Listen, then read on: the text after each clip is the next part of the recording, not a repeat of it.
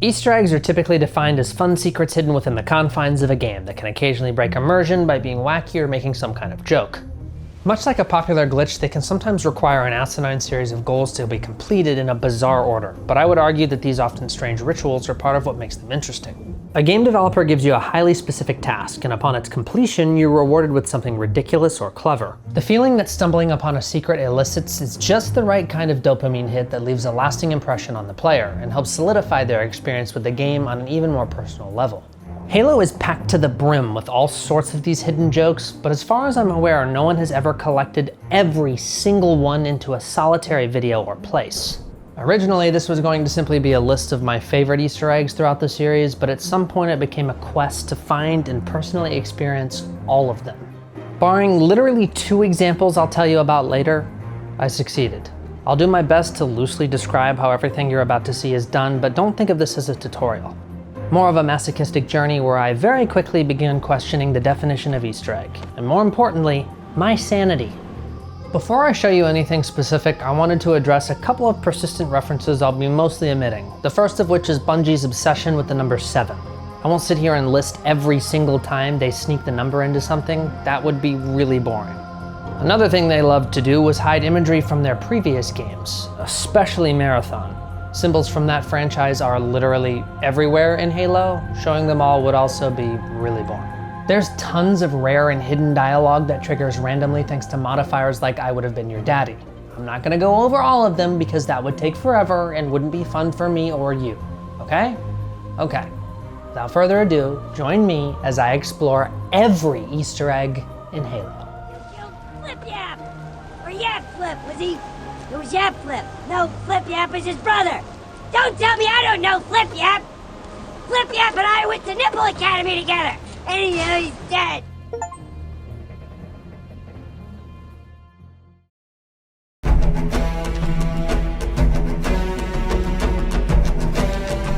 In the very beginning of the game, you'll be told to rendezvous with Captain Keyes within the Pillar of Vadam's bridge. If you stop right before meeting him or in the cafeteria, you can find a bulletin board that's packed to the brim with stupid jokes, including a reference to Alien, Marathon, and some other dumb stuff. Switching over to the anniversary graphics reveals a slew of even more fun messages, such as an image from Halo 3 meant to tease everyone about its legendary ending, which was still unresolved when this was released. I don't want to linger too much here because I already talked about all of these in length during another video about Halo's fake ads, so if you're interested in something like that, go check it out. Link in the description. I'm not sure if you could consider this an Easter egg, but for some reason the name tag on Keyes' uniform is formatted really weirdly. It says, "Hello, my name Keyes." The bulletin board isn't the only secret in the first area of the mission though. A much more interesting and far trickier one lives here as well. To trigger it to spawn, you first have to start the level on legendary difficulty, then jump on top of this yellow crate with a few well-timed crouches. Once at its apex, continue on to say hey to the captain and receive his allegedly unloaded pistol. With the ever-dependable M60 in hand, blast away the first few grunts in order to acquire the assault rifle that's just behind them. Now, take your bullet hose miniature sniper combo and quickly explain to Captain Keyes how wrong he was when he told you, "I don't keep this thing loaded." Simply showing him he was incorrect in front of the rest of the crew undermines him, and he can't let that slide, so he'll summon an elite kill squad of invincible Marines from a room located near the bulletin board. These guys will melt your face faster than that one Nazi in the first Indiana Jones movie, but you'll need to slip past them in order to find what we're looking for. Fleeing into the room where they came from reveals a peculiar blood splatter in the shape of a heart, with an M made of bullet holes in its center. This Easter egg was placed here by a Bungie developer named Jamie Greisheimer, and it was meant to pay homage to his female companion, Meg. Another fun little Easter egg that was added in the anniversary re-release was this little reference to Linda in the cryopod observation room. How neat. Hidden on the underside of the seats in the Bumblebee escape pod is a message that's quite hard to read. It says, "Put your head, teen your legs, and kiss your ass goodbye." When Halo Combat Evolved launched, many traditions formed. Some of these became lasting patterns that continually feature in future titles. One such example is the song generally known as the Siege of Madrigal. It's a brief, simple, and melancholic piano piece that you can first find on Assault on the Control Room. To locate the initial intended instance, you'll need to travel all the way to the end of the mission and steal a Banshee from the elites before they manage to hop in. With it, you can fly to the top of the structure that you're meant to enter, and very carefully step out onto the Forerunner building. From here, simply stand in this spot, And... see? Isn't that so nice?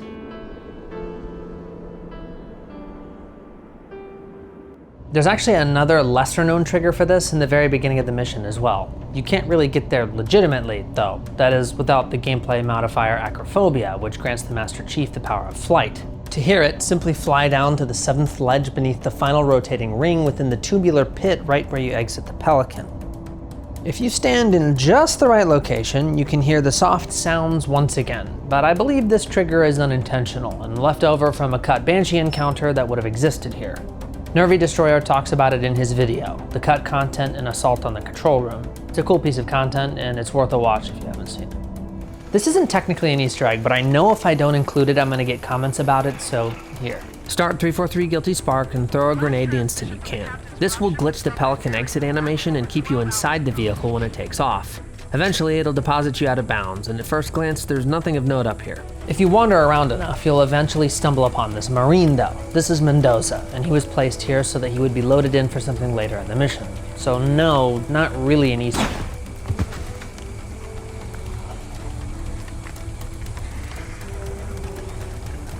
Keyes is a gruesome and sad mission that contains one of the first major character deaths throughout the series. In this case, Captain Jacob Keyes. In life, he was particularly fond of an antiquated pipe that had been his grandfather's before him.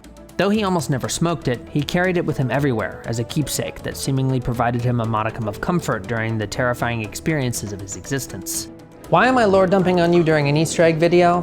Well, the explanation gives important context to the fact that you can find his pipe molded into the amorphous blob that eventually became his body. Thanks to the literal countdown timer of death during the final segment of Halo CE, it's difficult to stop and smell the roses within these environments, but if you do, you might just find an Easter egg or two. The first of which can be encountered if you turn right and head into the first open tube after Echo 419 gets shot down. At the end of the hallway is the thirsty grunt, who I'll let speak for himself. Good thing that food nipple's waiting for me at the starship, cause man, if I worked up a big, crunchy thirst! If you land on this bridge right after the huge jump, there's a small access tunnel on both sides. The one to my right is why we're here though. Inside is a series of blood splatters that spell out the word Rex. This was likely placed here by Tyson Green, aka Ferrix, one of the level designers at Bungie. Legendary endings are yet another Halo tradition that has persisted from the very beginning of the franchise's inception. To see them, simply load up the final mission in a game and finish it on one of the hardest difficulty settings. Usually these scenes act as teasers for the future or serve as a minor revelation to an existing plot point, but in the case of CE, it's just goofy as hell. This is it, baby.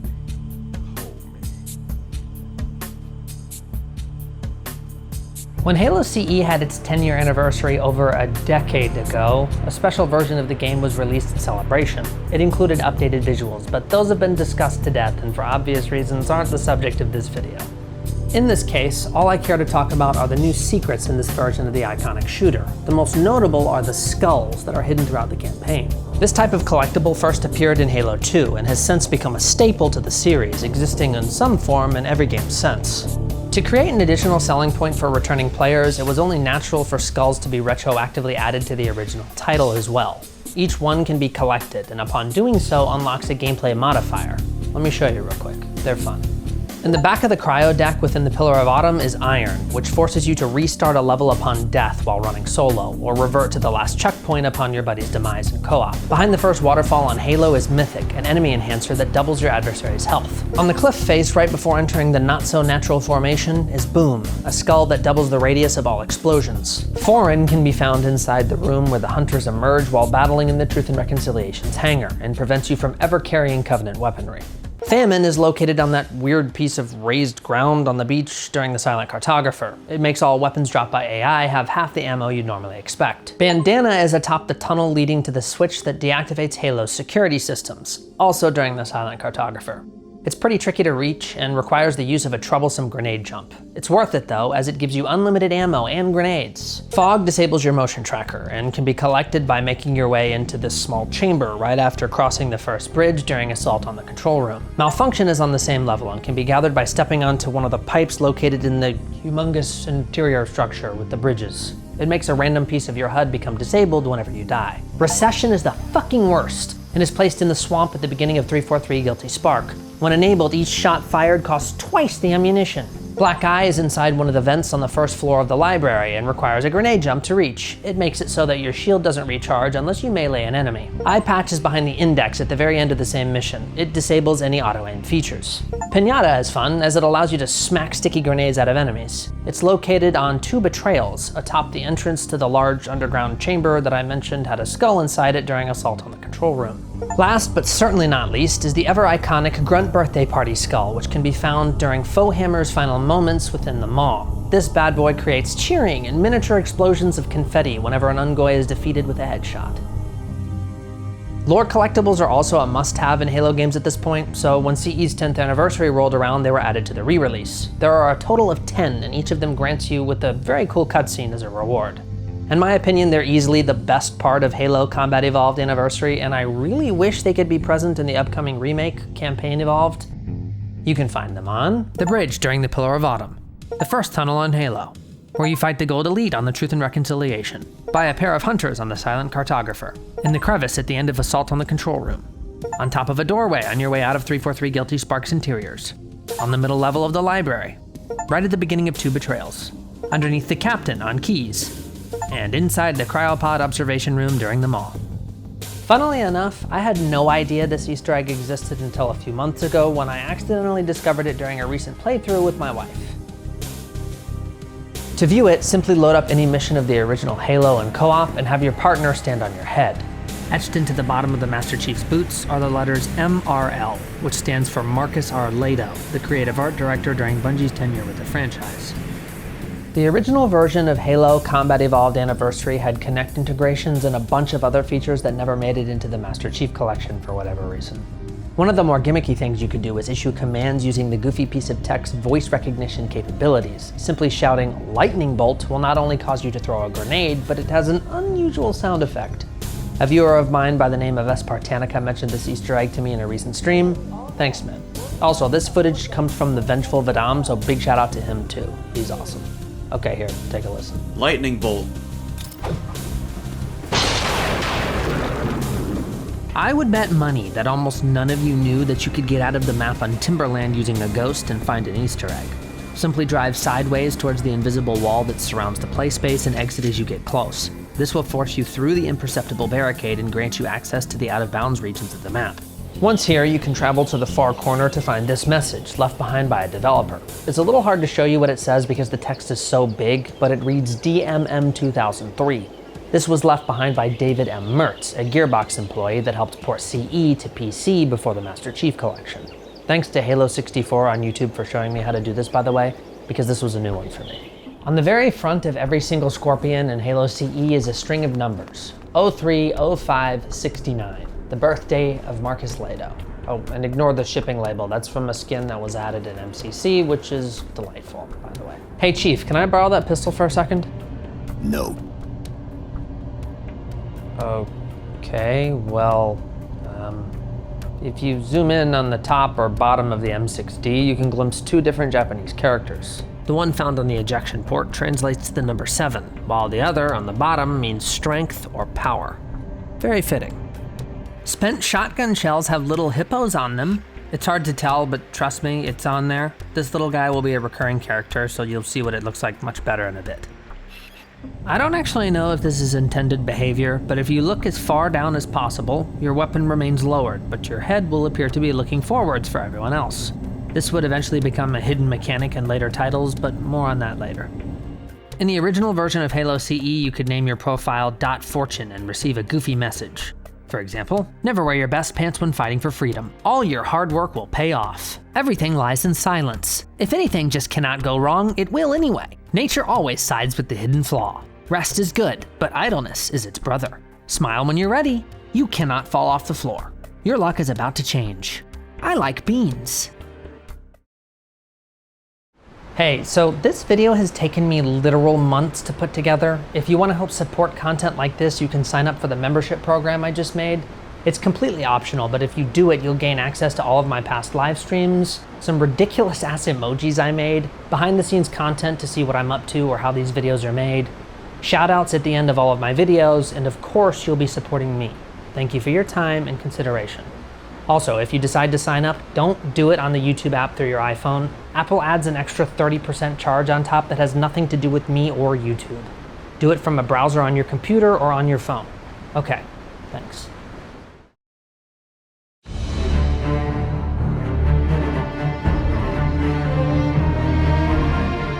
On many of the terminals within Cairo Station is some text that says, "Coded message, rejected by administrator Reverend Payne. May contain harmful content, resultant to psychological damage. Action, censored." This is referencing an alias used by a Bungie employee. Funnily enough, my wife actually discovered this while we were doing a Lasso stream the other day. Yes, I regularly stream Halo Lasso, among other things. You should pop in and say hi next time. If you aren't an achievement hunter, chances are you'll have absolutely no idea what I'm about to tell you. Much like CE, Halo 2 has its own version of the Meg Easter egg, but this one is unreasonably difficult to trigger and is definitely not something you'd ever find naturally. To hear this secret dialogue, all you have to do is make it to the very end of Cairo Station, one of the hardest missions in the game, on Legendary, with a skull called Thunderstorm enabled, all without ever taking damage. Yes, it's that easy. If you're going to attempt this, I highly recommend you enable some helpful skulls like Envy, Scarab, Acrophobia, and Black Eye to keep track of your shields. Here, take a listen to how you're rewarded for completing such a horrific task. Paging Meg, please come to the red courtesy phone. Meg, to the red courtesy phone. To hear the next secret, simply stand around for a while on Outskirts. Your ears will eventually be greeted by a bunch of announcements from city officials in Swahili, some of which are ridiculous when translated to English. For example, they'll say, "Today is today. He who says tomorrow is a liar."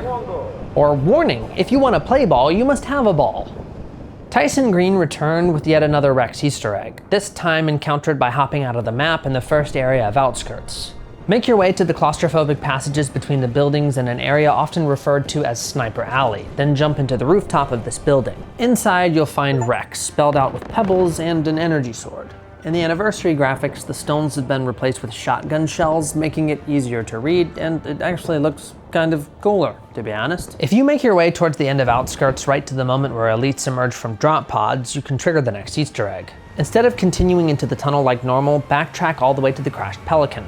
On top of this weird platform thing is a brand new Warthog that isn't there when you first pass the structure. The neat thing about this particular vehicle is that it's completely The bridge on Metropolis has two large arches. Atop the second one on the left side, right by a bit of piping, are the letters IOHBOY that are only visible in the anniversary graphics. Supposedly this stands for "I'm only here because of you," but I've yet to find any sourcing on that claim.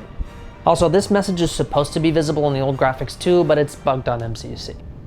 Located on the left side of where Cortana tells you to focus on the Wraiths, they're the biggest threat in the presence of Jackal snipers, so clearly she has no idea what the hell she's talking about, is a sign that cycles between two messages.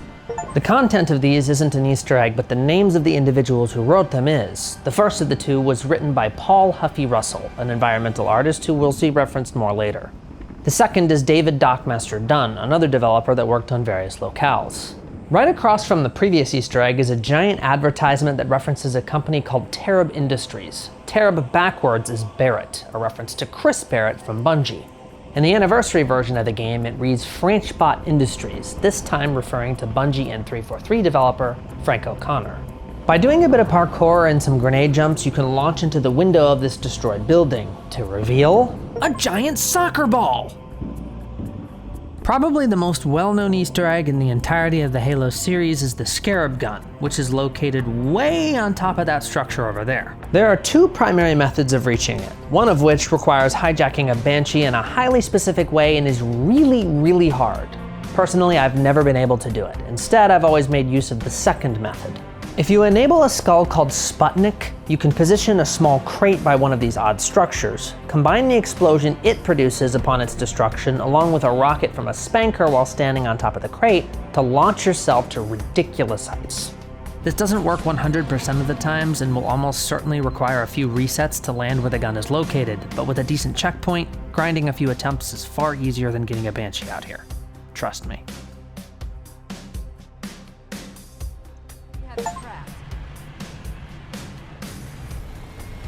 During the end of the intro cutscene for Delta Halo, you can see a grunt and a jackal. In classic graphics, the Ungoy is playing with something different depending on the difficulty. On easy, it's a tree branch.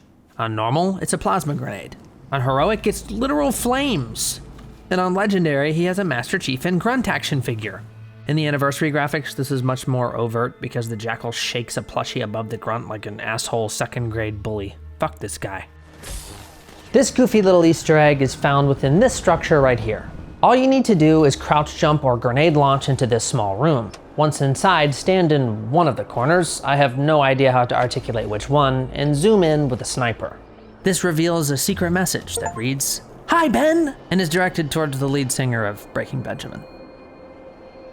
Jason Jones was one of the co-founders of Bungie, and as a result, there are a few fun references to him hidden throughout the original trilogy. The first of which can be found by loading up Gravemind on Legendary and simply letting the cutscene play. Did you see him? Here, I'll rewind it and zoom in. This is Jason Jones in his underwear. In the remastered cutscene, you can see Frank O'Connor's cameo character from Halo 4 Forward Unto Dawn, Beamish. After one of the many waves of brutish adversaries in Uprising is a weird little overhang thing. Beneath it is a terrified grunt that just wants to live and has some funny things to say when approached. Once again, I'll let him do the talking. Please, no hurt. Me like elites. Brutes stinky bad. Me stay here, make sure no brutes come behind Mighty Arbiter.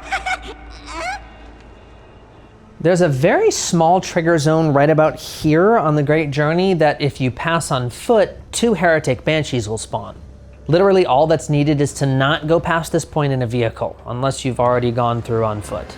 Big thanks to General Heed for pointing this out, by the way. The first one is right at the base of this cliff. The second is on the right side behind this weird Forerunner structure.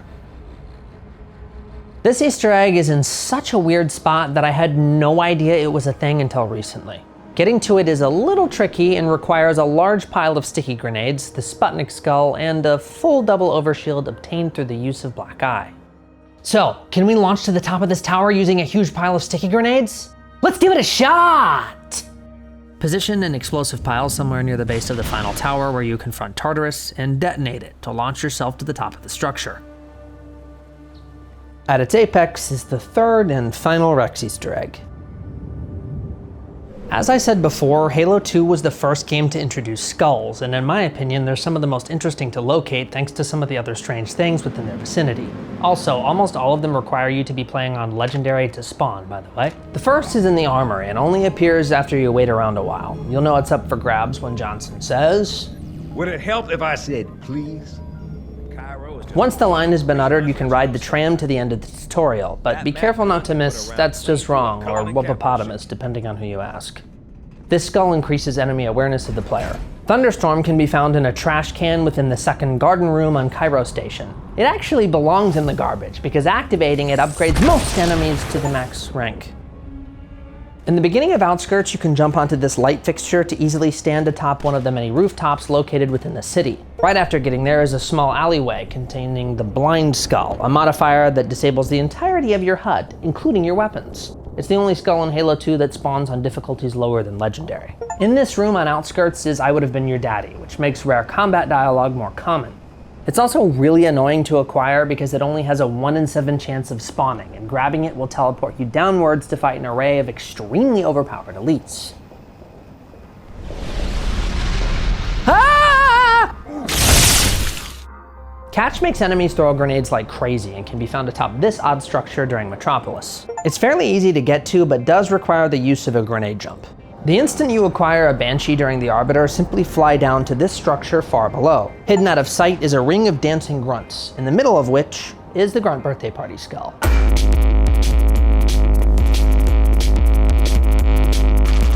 Fun fact, in the original version of Halo 2, it made it so anyone hit with a headshot exploded like a sticky grenade, including corpses. This effect is no longer present in the Master Chief Collection though, swapped in favor of confetti and cheering. I do wish there was a way to enable the classic variant though. Just give us another skull called Grunt Birthday Party Classic or something. Famine is found in the room you enter after that boring ass elevator ride on the Oracle and can be accessed by jumping to the side opposite of the entrance. It's surrounded by several seizing flood forms. Delta Halo contains the Envy Skull, which gives the Master Chief an active camo module in place of his flashlight. It functions identically to Arbiter's and can be located by jumping up here in one of the final portions of the mission. It's guarded by a couple of partially invisible elites that are in a constant enraged animation loop. Regret is where you can find the Assassin Skull, a modifier that gives every single enemy active camo. To get it, make your way to the first structure within the lake and travel around to the right side. Here you'll be greeted with a few transparent, brain-dead enemies. During the first super floody room of Sacred Icon, you can jump onto a few stacked crates and find Mythic suspended in midair. After starting Quarantine Zone, backtrack to the end of the previous mission and onto this weird ledge. On the far side is Sputnik, floating above the ground. This skull makes the massive objects far lesser. Hidden in the bowels of Gravemind is, fittingly, the Anger Skull. On the far right side of the outdoor area is an active camo grunt wielding a fuel rod and the human cranium. Enabling it makes enemies shoot at ridiculously high rates. On top of this little thing, in one of the rooms by the loot chamber with an uprising, is Ghost, which makes AI no longer flinch when being attacked. Square in the middle of the final elevator tube on High Charity is Iron. Finally, Black Eye is placed on the backside of the tower where you're meant to confront Tartarus. Getting here requires a bit of walking thanks to invisible barricades that only block vehicles. Much like CE's 10th anniversary, Halo 2 was also remastered when it reached the same milestone. A single hidden cutscene in the form of a terminal was placed within 13 of the game's 14 playable missions. Number 1 is on Cairo Station, in the tutorial room. 2 is in this building on the beach on Outskirts. 3 is inside one of the hallways full of Marines on Metropolis. 4 is in one of the many rooms during the Arbiter.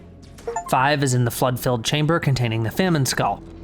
6 is inside the structure with the switch that extends a bridge on Delta Halo. 7 is behind the giant Prophet hologram on Regret. 8 is in one of those sky cells from Game of Thrones Season 1, Episode 5 on Sacred Icon. 9's in the first large room within the crashed Sentinel factory on Quarantine Zone. 10 is in the first garden area on Gravemind. 11 is in an alcove at the very end of Uprising. 12 is on High Charity within that one room with an energy sword on a table.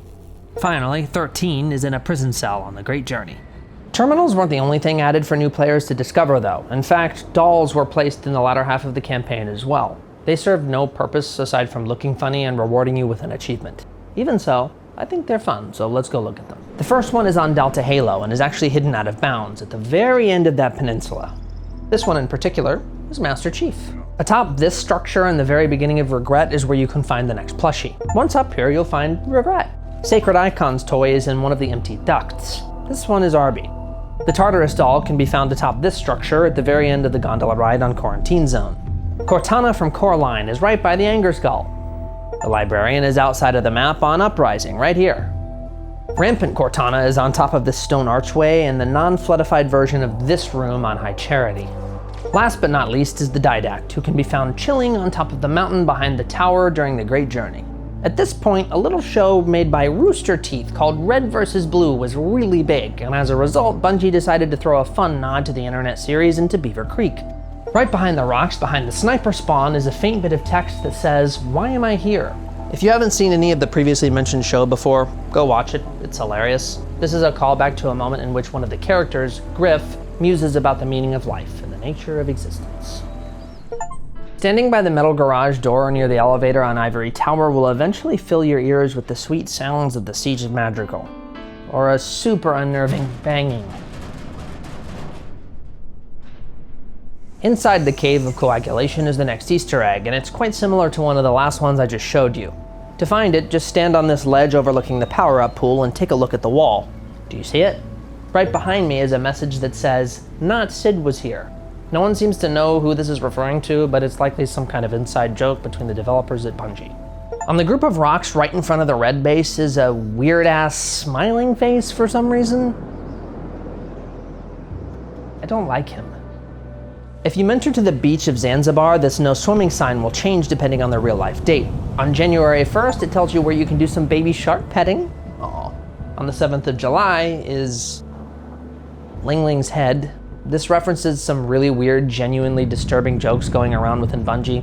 I'm not going to detail it too much here, but suffice to say it's really dark. On October 31st, it depicts a splatter metal. And finally, on December 25th is this weird sign. If you activate the switch inside the base on Zanzibar, the monitor will change to a blue screen of death that says, "A total FU exception has occurred at your location.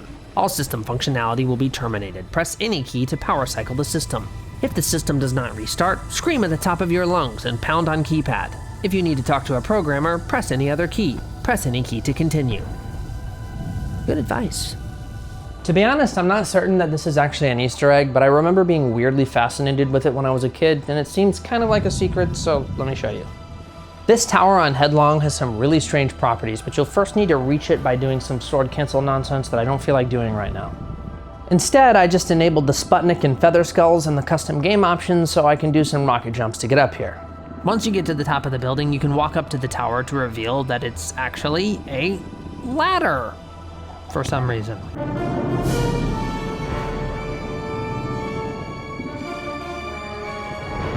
Remember how I said the hippo would become a recurring character? Well, here it is again on one of the walls in Headlong. The vending machines on Turf have depictions of both roosters and teeth on them. Once again, a reference to the guys behind Red vs. Blue. In the center of Backwash is this weird structure. Hidden in one of the alcoves is a gargoyle. Why? I have no idea. If you manage to break out of the map on Backwash, you can find some text that says, "It's looking a little rough out here." This message was more than likely not meant to be seen by the player at all, but rather a note for developers designed to basically say, hey, this needs some extra touch-ups, it's not finished. By the way, massive thanks to the Vengeful Vadam for helping me get tag test working so that I could get footage of this. I genuinely spent 4 hours trying to glitch out of the map before he saved me from the torment. If you're not subscribed to him, what are you doing? Go do that right now. I've mentioned this before in some of my past videos, but there's a really unusual feeling that you get when exploring some of the early Halo multiplayer maps by yourself. Despite the fact that there's obviously no one present but you or the people you're playing with, oftentimes there's a distinct feeling of being watched. In the case of Containment, this is actually true. To see what I mean, simply look into the skybox at the Halo ring. That's Chris Carney! If you look closely behind the waterfall flowing above the blue base on Sanctuary, you can see the initials CMD. According to Halopedia, this says CMV, but I am not seeing a V there. That looks like a D to me.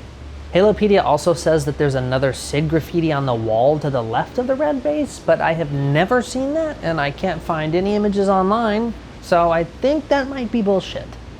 If you're anything like me, your heart was forever broken when you first equipped the Magnum in Halo 2, only to find that it's a useless piece of shit pea shooter and nothing like the badass behemoth from CE. On the map Tombstone, you can actually find that version of the weapon, hidden in this little room, forever taunting you and being just out of reach. Whoever made this, you're a sick fuck. The same map also contains the first reference to Blast Soda, an in-universe beverage with a lemon-lime taste. Not far from the soda machine is a screenshot on the wall that was actually taken of the CE map Hang 'em High, the place-based Tombstone is based on. The underside of the bomb during assault has a few different messages plastered onto it depending on the map you're playing on. If you want to see a cute little drawing of the Master Chief's helmet alongside a peace sign, XOXO, and a heart, you'll need to play on Lockout, Midship, Beaver Creek, Colossus, Zanzibar, Foundation, Containment, or Desolation. On Coagulation, Headlong, Sanctuary, Terminal, and Tombstone, it reads, Kiss it goodbye.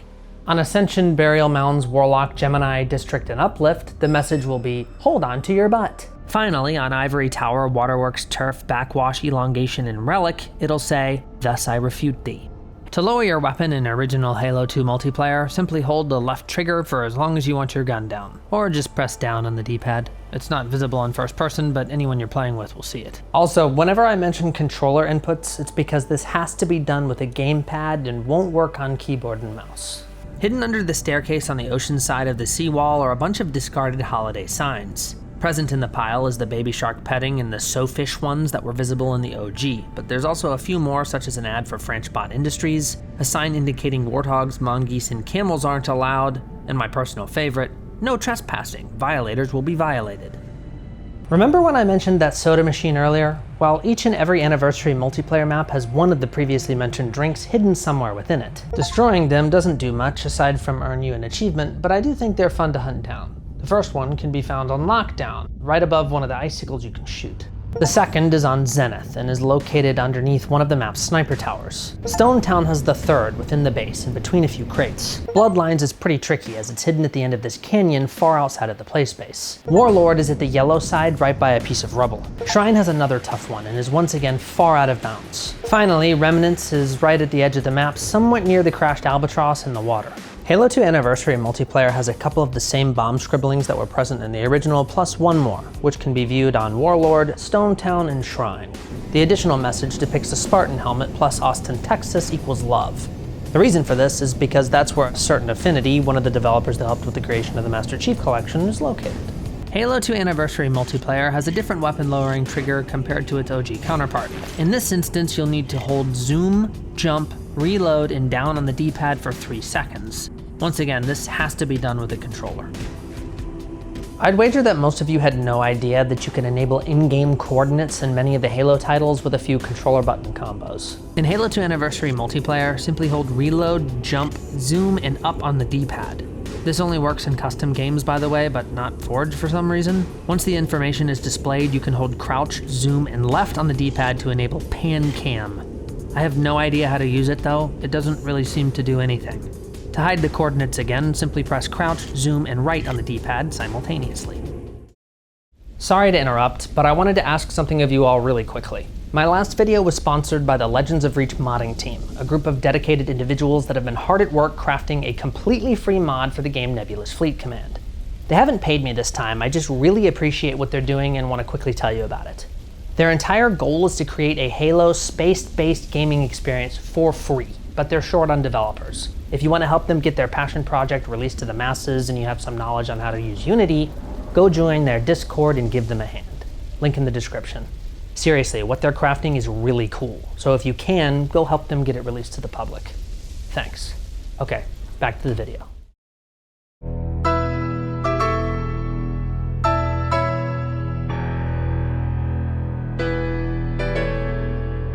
This Easter egg actually doesn't work in the Master Chief Collection because the original loading screens aren't present in those versions of the games.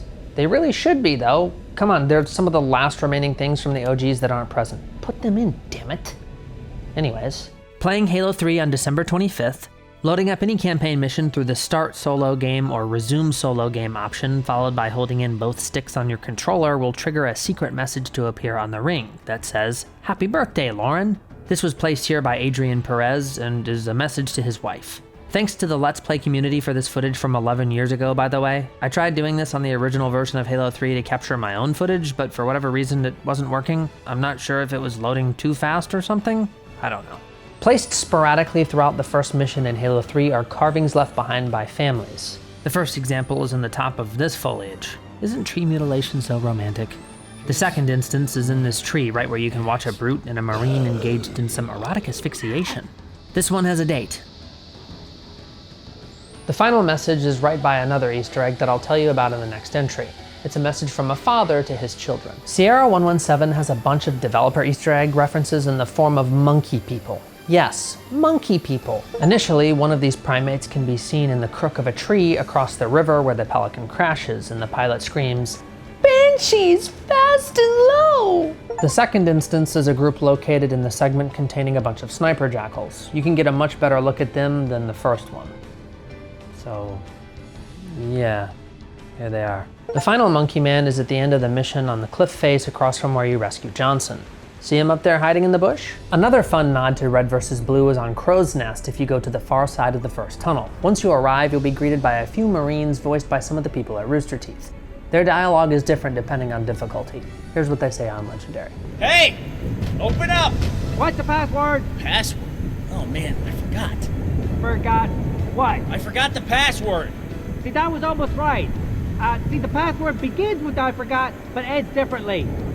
Try again. No, I mean, I forgot the password.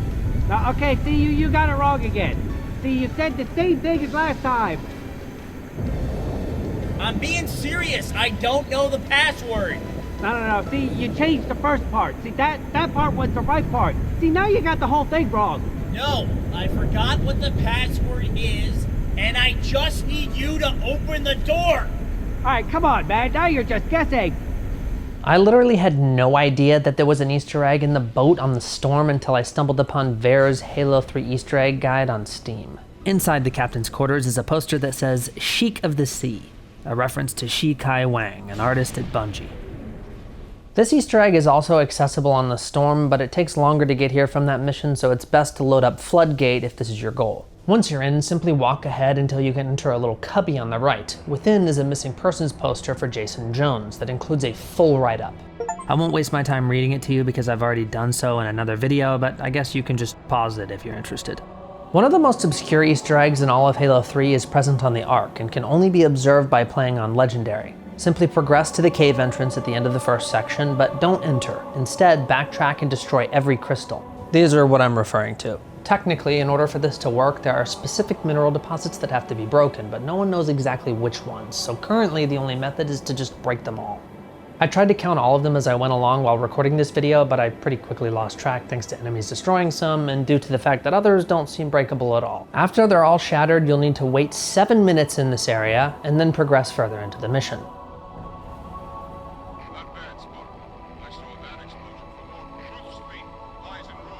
Once you eliminate the scarab, approach the nearby ledge and look over.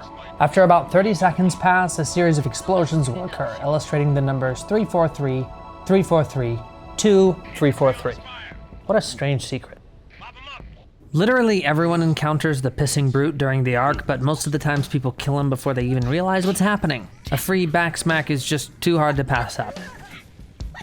If you make your way out onto the left side of the tower containing Truth towards the end of the Covenant, you'll hear something quite familiar. Just snag a Hornet and park it down there. Listen. See? On the exact same spot opposite of the music trigger is another audio secret. Standing here long enough causes one of the early text-to-speech voices referred to as Microsoft Sam to start talking. This has to be done on normal difficulty or higher, and you have to progress through the entire mission rather than load a rally point, unfortunately. If you watched the old goofy-ass Arby and the Chief internet series back in the day, this will sound familiar to you because it's the voice they used for Chief.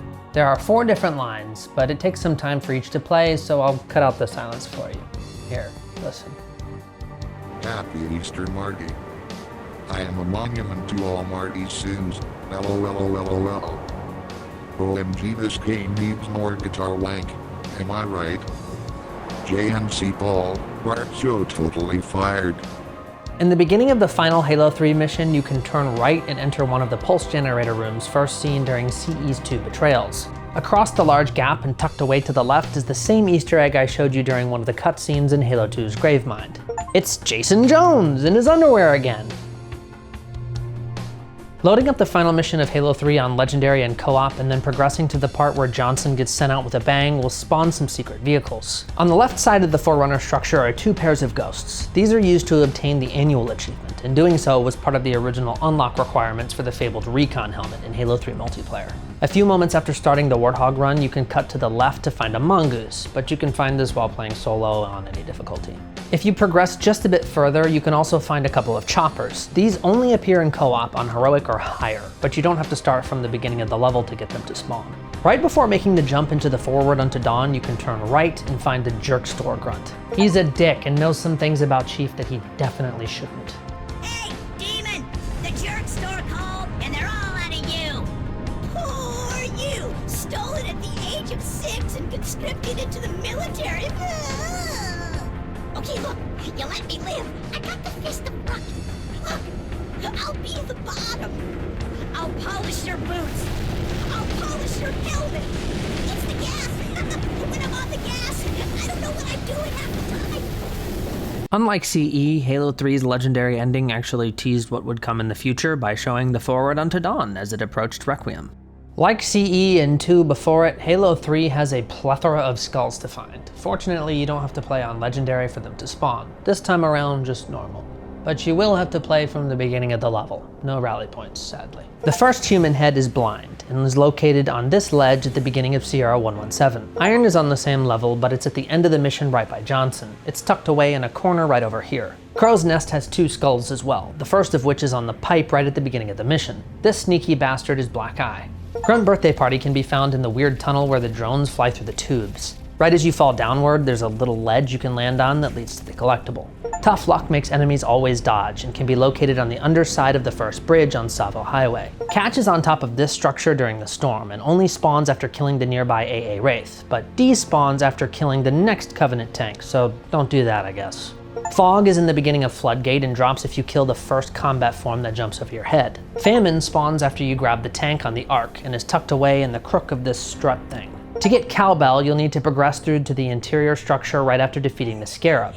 Using a portable gravity lift, you can launch yourself up to the highest cubby in this room and grab the skull. This one makes explosions and melees launch things a little bit further. Thunderstorm is found during the Covenant on the first tower you fly past during the Hornet section. I Would Have Been Your Daddy is fairly complicated and requires you to jump through the rings at the end of the Covenant in a specific order. The sequence is 4, 6, 5, 4, 5, 3, 4, with the first ring being the hologram closest to the entrance. Tilt doubles both the strengths and weaknesses of everything and is located on Cortana. You have to do some fairly simplistic jumps to get on top of that one circular room that also has a terminal in it. There's actually a second lesser known skull in the same mission that has no effect for some reason. It can be found on the upper ledge of the big open room with the bottomless pit. Mythic is on Halo right at the beginning of the mission, down a pathway to the right.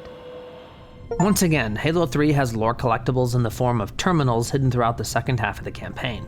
This is the first one you can encounter on the Ark, right after entering the first interior structure. Most of them detail events surrounding the end of the Forerunner Flood War from the Didact and Librarian's perspective. Here's the second one, also on the Ark, where you have to extend a bridge for UNSC troops. Some of the information changes within them when accessed on Legendary. Oh, this is number 3, still on the Ark and right by the room full of plasma batteries. The fourth one is here on the Covenant, right next to the first elevator. Number 5 is within the same level, right by the Thunderstorm skull.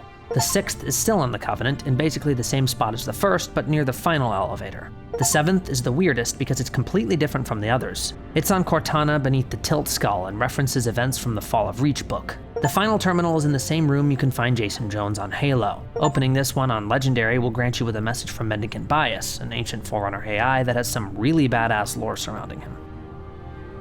Spending enough time on Epitaph will eventually trigger a low and particularly somber sounding version of the Halo theme to play. There's something about it that's very haunting to me.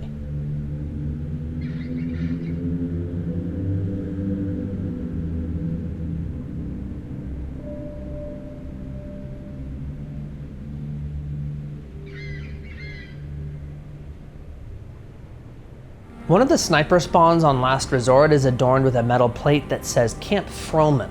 This is a reference to a Bungie developer named Luke Timmons, also known by his gamer tag Abe Froman, who would notoriously sit in this location whenever he played. The company name Wilterman, Carney, Cotton, and Hayward Inc. seen on Last Resort is literally just a list of Bungie developers: Chris Carney, Stephen Cotton, and Justin Hayward.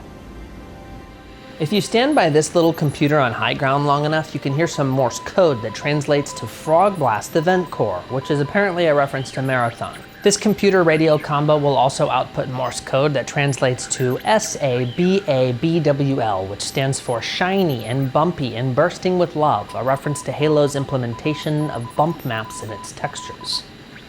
Another message says, "Don't make us kick your ass," also in Morse code. Additionally, there are these weird jump scares of Cortana, and eventually the song Under Cover of Night from CE's soundtrack will play.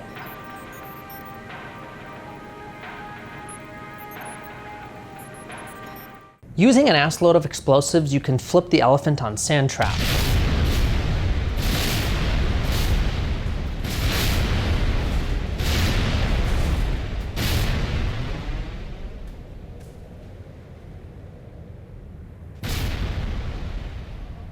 Walking up to them once they've been tipped prompts this message. This next Easter egg might be visible elsewhere, but it's the easiest to find on the pit. Smashing the phone on the sword room reveals a Windows logo, so I guess Microsoft is still around in the 2550s. Buried in the ice of the tunnel containing the active camo on Snowbound is a Canadian coin. These are colloquially known as lucky loonies, and apparently they're often placed in the ice of hockey rinks. In one of the many piles of trash on Foundry is a little hippo toy. How dare they discard him? If you look through the fence in one of the rooms on the same map, you can find a poster of a soccer ball that says, "It glows." All right then. Much like the sign on the beach of Zanzibar, this Valhalla wall has a bunch of different decals on it depending on the date. On January 1st, it'll say make love, not war. April 22nd has a skull with a recycling symbol. May 5th says Toady was live. July 4th reads barbecue at Bob's place. July 7th is a sigil made by Bungie called the 7th Column that's meant to represent the Halo fanbase as a whole. October 31st has a gravestone. November 11th says Kilroy was here. And finally, December 25th is this thing. Load up Standoff and look out to the rightmost satellite dish to see a maniac just standing there, menacingly.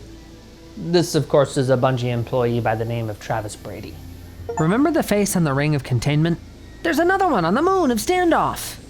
There's a series of flashing lights above this weird blue thing on assembly that's apparently Morse code. It translates to, thanks for playing. Plastered onto the apex of one of the sandbox towers is a splatter medal for some reason. Oh shit.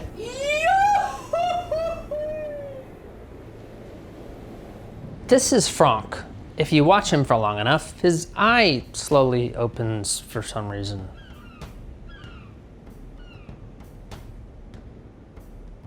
Just like Valhalla, Longshore has a bunch of seasonal messages that change depending on the date. Firstly, the fish taco restaurant has several different menus. The normal one offers fish tacos and pie. The New Year's menu is sure to enrage PETA because they offer salmon, shark, tuna, whale, and dolphin gyros.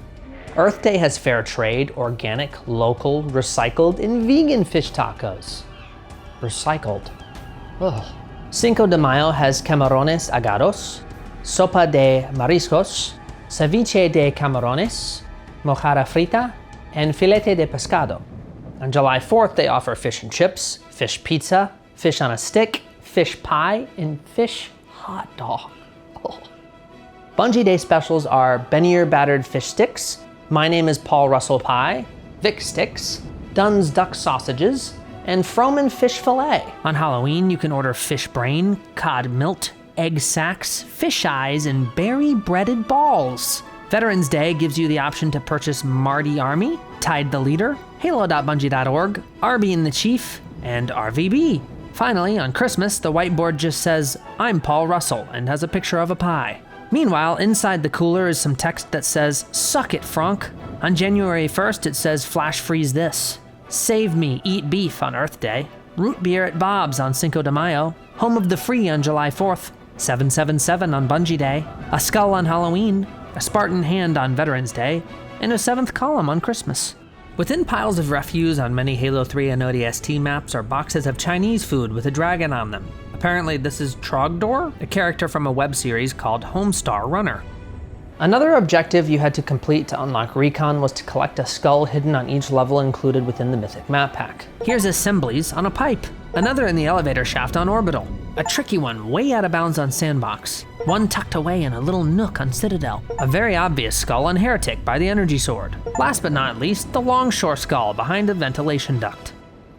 Halo 3 has a couple of messages plastered onto the underside of the bomb. In this case, there's only two. Thus I refute thee and the XOXO one.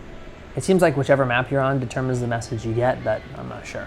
Much like CE, the Magnum in Halo 3 has a message on it. This time around, it's a Korean character etched onto the bottom of the magazine that translates to, you guessed it, the number 7. Once again, the hippo is on shotgun shells. Don't get too attached though, because this is the last time we're gonna see this little fella. Bullet casings also say Chief Egg X for whatever reason. Halo 3's missing texture is a colorful pattern that looks very similar to the cryptex from the Da Vinci Code movie. In certain piles of refuse, you can find newspapers with the heading, Grunt Adopts Baby. Aw. If you look closely at the tires in Halo 3 or ODST, you'll notice they say Puma, which is a fun little nod to Red vs. Blue. To lower your weapon in Halo 3, simply hold the left stick in, X, A, B, and down on the D-pad.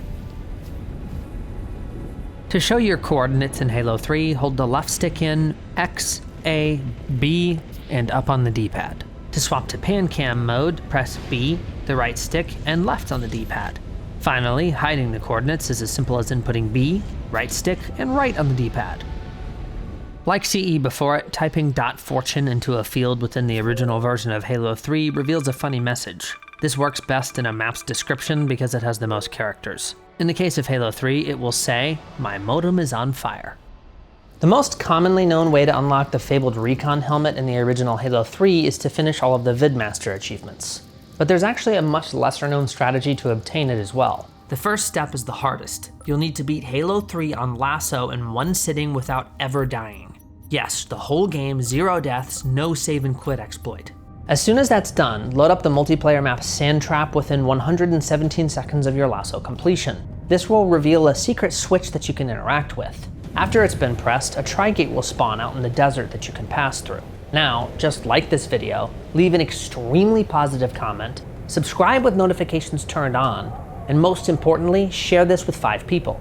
After that, simply email me your credit card information and you'll unlock Recon within 1 to 3 business days.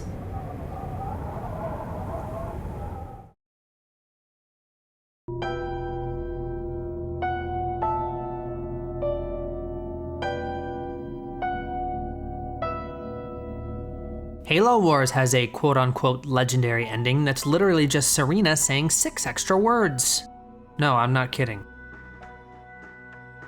Skulls in Halo Wars work a little bit differently than in previous titles. In order to get one to spawn, you first have to complete a bonus objective. The first mission, Alpha Base, requires you to kill 100 grunts. It spawns over here and is called Look Daddy. When activated, the methane tanks on any Ungoi that are killed will pop off and go flying. Grunt Birthday Party is on Relic Approach and only spawns if you kill 20 jackals. Much like its FPS counterpart, grunts that are killed will explode into confetti when it's enabled. Cowbell is on Relic Interior and tasks you to eliminate 45 hunters before it can be found. Wovwoo is on Arcadia City. Yuck.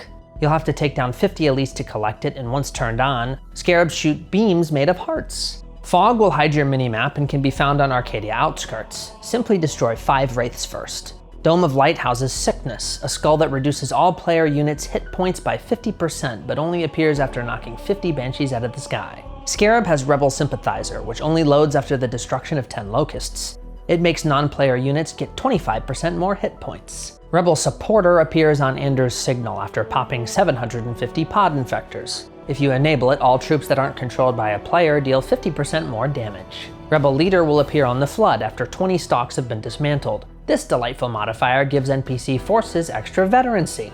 Catch is on Shield World after melting 350 swarms. No, it doesn't make AIs throw more grenades. Instead, it makes all player unit abilities recharge in half the time. Sugar Cookies is on Cleansing after 100 sentinels are grounded. Enabling it makes all of your warriors have 50% more hit points. Boomstick is on Repairs after 12 spirits are demolished. With it on, there's a 5% chance any units that aren't in a real person's control explode with an area of effect on death. Pain Train is on Beachhead as soon as 10 bombers burst. All player units train 50% faster if you turn it on. Bountiful Harvest will appear on Reactor once 20 vampires are beaten and makes supplies come in 25% faster. Emperor spawns on Escape once 3 scarabs are defeated, and once enabled, all player powers recharge in half the time. To me, this is where the definition of Easter egg starts to become a little blurry.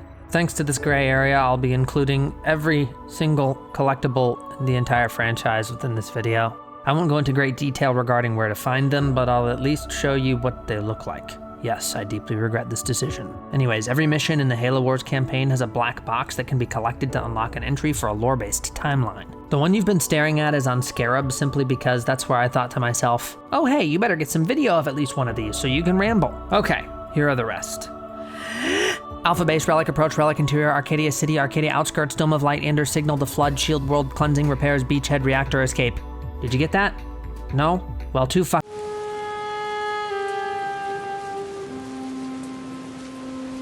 If you play the introductory mission of ODST on Legendary, you can see a picture of a woman in the rookie's drop pod. In universe, this is obviously his girlfriend, but in the real world, this is an edited image of a developer, Chris Butcher, made to look like a woman.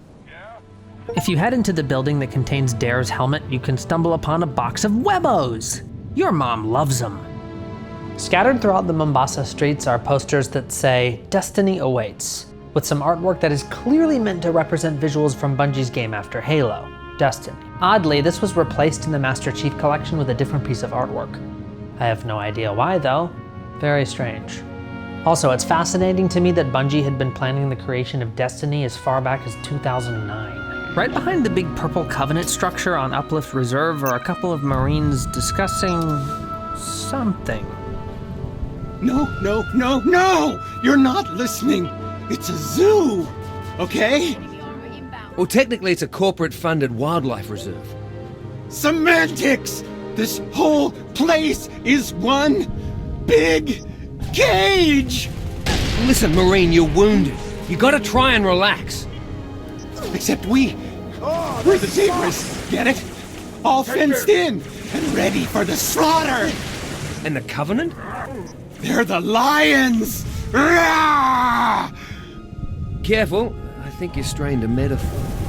Oh God! Is that serious? Well, only if you keep it up. Towards the end of NMPD HQ is a goofy little drawing on the side of a skyscraper.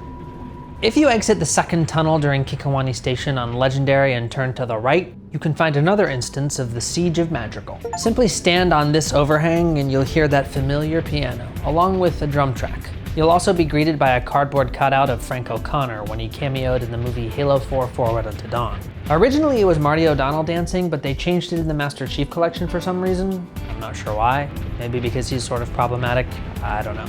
There are other references to him still in the compilation though, so this instance is pretty odd. The moment you step onto the actual highway in Coastal Highway, so long as you're playing on Legendary with a few friends, you can find a fun Easter egg on the underside of the street. There's a few mongooses down here, but more importantly, 4 rocket launchers with 1,000 ammo each. The final cutscene of ODST is somewhat interactable. By simply holding your look input to the left, the camera will pan over to see this.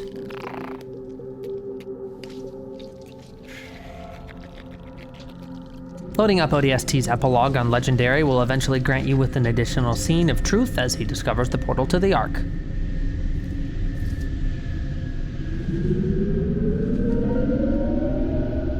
When an audio file is nearby a phone, it'll spit out coins with a face on them. I'm not exactly sure who this is thanks to the relatively low resolution, but it might be Joseph Staten or Jason Jones.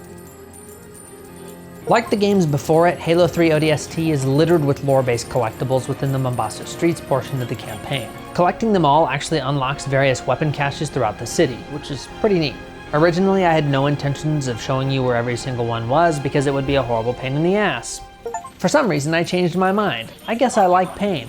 29 of these are on the Mombasa Streets, so let's go over those first. This is number 2, by the way. I actually already showed you the first. Here's 3, 4, 5, 6, 7, 8, 9, 10, 11, 12, 13, 14, 15, 16, 17, 18, 19, 20, 21, 22, 23, 24, 25, 26, 27, 28, 29, and 30. If you manage to collect all of the lore drops on the streets before entering Data Hive, you'll be presented with an encounter against a hostile police officer and the final log. The cutscene where the rookie and Dare interact with Virgil for the first time will also be a bit different thanks to the knowledge he obtained from listening to all of the audio files. All over the ground during the Mombasa streets are small identification cards that have images of Bungie employees on them. There's a ton of different ones, so I'm not going to waste my time trying to find all of them. That would take forever and this video is already way too long. Once again, the Magnum in Halo 3 ODST has a message on it. The laser module has a couple of Korean symbols that, you guessed it, translate to the number 7. Thanks to the fact that Halo 3 and ODST share basically the same engine, the button combo for weapon lowering is the same. Hold the left stick in, X, A, B, and down on the D-pad. Inputs for coordinates are identical to Halo 3 as well. As a reminder, hold the left stick in, X, A, B, and up on the D-pad. Pan cam is enabled by pressing B, the right stick, and left on the D-pad. Hiding the coordinates is done by combining B, right stick, and right on the D-pad. Before anyone mentions it, no, these glyphs don't actually trigger any interesting Easter egg, but ODST is littered with allegorical references to Dante's Inferno and the T.S. Eliot poem The Hollow Men.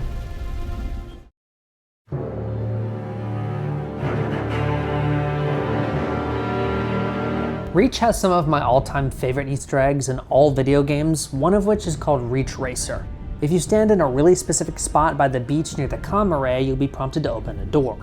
Doing so doesn't do anything, unless you have a buddy on the opposite side of the map in another highly specific location. Spot number 2 is at the end of this rocky peninsula. With both players in position, you'll need to simultaneously interact with the door. Doing so will teleport you both to the beginning of the mission within Warthogs. At that point, you're prompted to start racing. Nothing really happens once someone is crowned a winner, and it also soft locks the mission from being completed, but it's still really neat nonetheless. By simply progressing through Tip of the Spear, you'll encounter logos from the BXR Mining Corporation, named after an accidental button combo present in Halo 2. If you stand against the Pelican that's parked within the Covenant ship during Long Night of Solace in just the right spot while holding Interact, you'll hop into it. At this point, you can control the gun. I think this is probably a glitch, but whatever. Allegedly, there are some secret Marines outside of the map on Exodus. Right after riding in the Falcon, walk all the way to the end of the beach and jetpack back the way you came. If you continue along further out of the map, you'll eventually get an achievement called Did You Major in Marine Bio? I have this particular unlockable and I have never seen the Marines. So, yeah. On the very top of the Synoviate building during New Alexandria is a smiley face made out of newspapers. Maybe this isn't technically an Easter egg, but it's really easily missable because it's sort of off the beaten path. If you make your way into the Synoviate building and go upstairs rather than towards the jammer, you can encounter this Marine as he absolutely loses his shit. I didn't sign up for this. Not aliens, man. That's it. I am out. Seriously, we're fighting aliens now? Innies were bad enough, now we got freaking aliens? Not me, man. I'm out. O-U-T, out. Let me tell you, whatever you do, don't let them bite you. I hear if one of those little ones bites you, you turn into one. Imagine it, man. We're all gonna turn into little methane-sucking freaks. They're gonna strap us up with tanks and have us fighting on their side. Not me, man. I'm out. They're not gonna get me. No way I'm turning into no squid-faced alien freak. I bet that's what those big monkey-looking brute things are. They're us, man. They're us turned cubby and fighting ourselves, man. Oh, God. No way, not me. No way, no way, no way. Oh, God, no. Probably one of the most famous Halo Easter eggs is located on New Alexandria. In order to trigger it, you first have to reach the point where you're tasked with entering Club Herrera, which is actually the last name of the guy that hosted Halo.Bungie.org. Instead of going inside, go back to the hospital and land on this weird tubular structure. Right by it is a switch that needs to be activated in order to trigger an Easter egg. With it flipped, you can go inside the building to find that all of the enemies are dancing to a song called Never Surrender, a bonus tune from the original Halo 2 soundtrack. There's even a DJ Brute. That's not the only song that can play though. On the rooftop of the same building is yet another button that you can interact with. This changes the tune for the dance party to a slightly more upbeat version of the Siege of Madrigal. New Alexandria has one more very cool Easter egg hidden within its vast cityscape.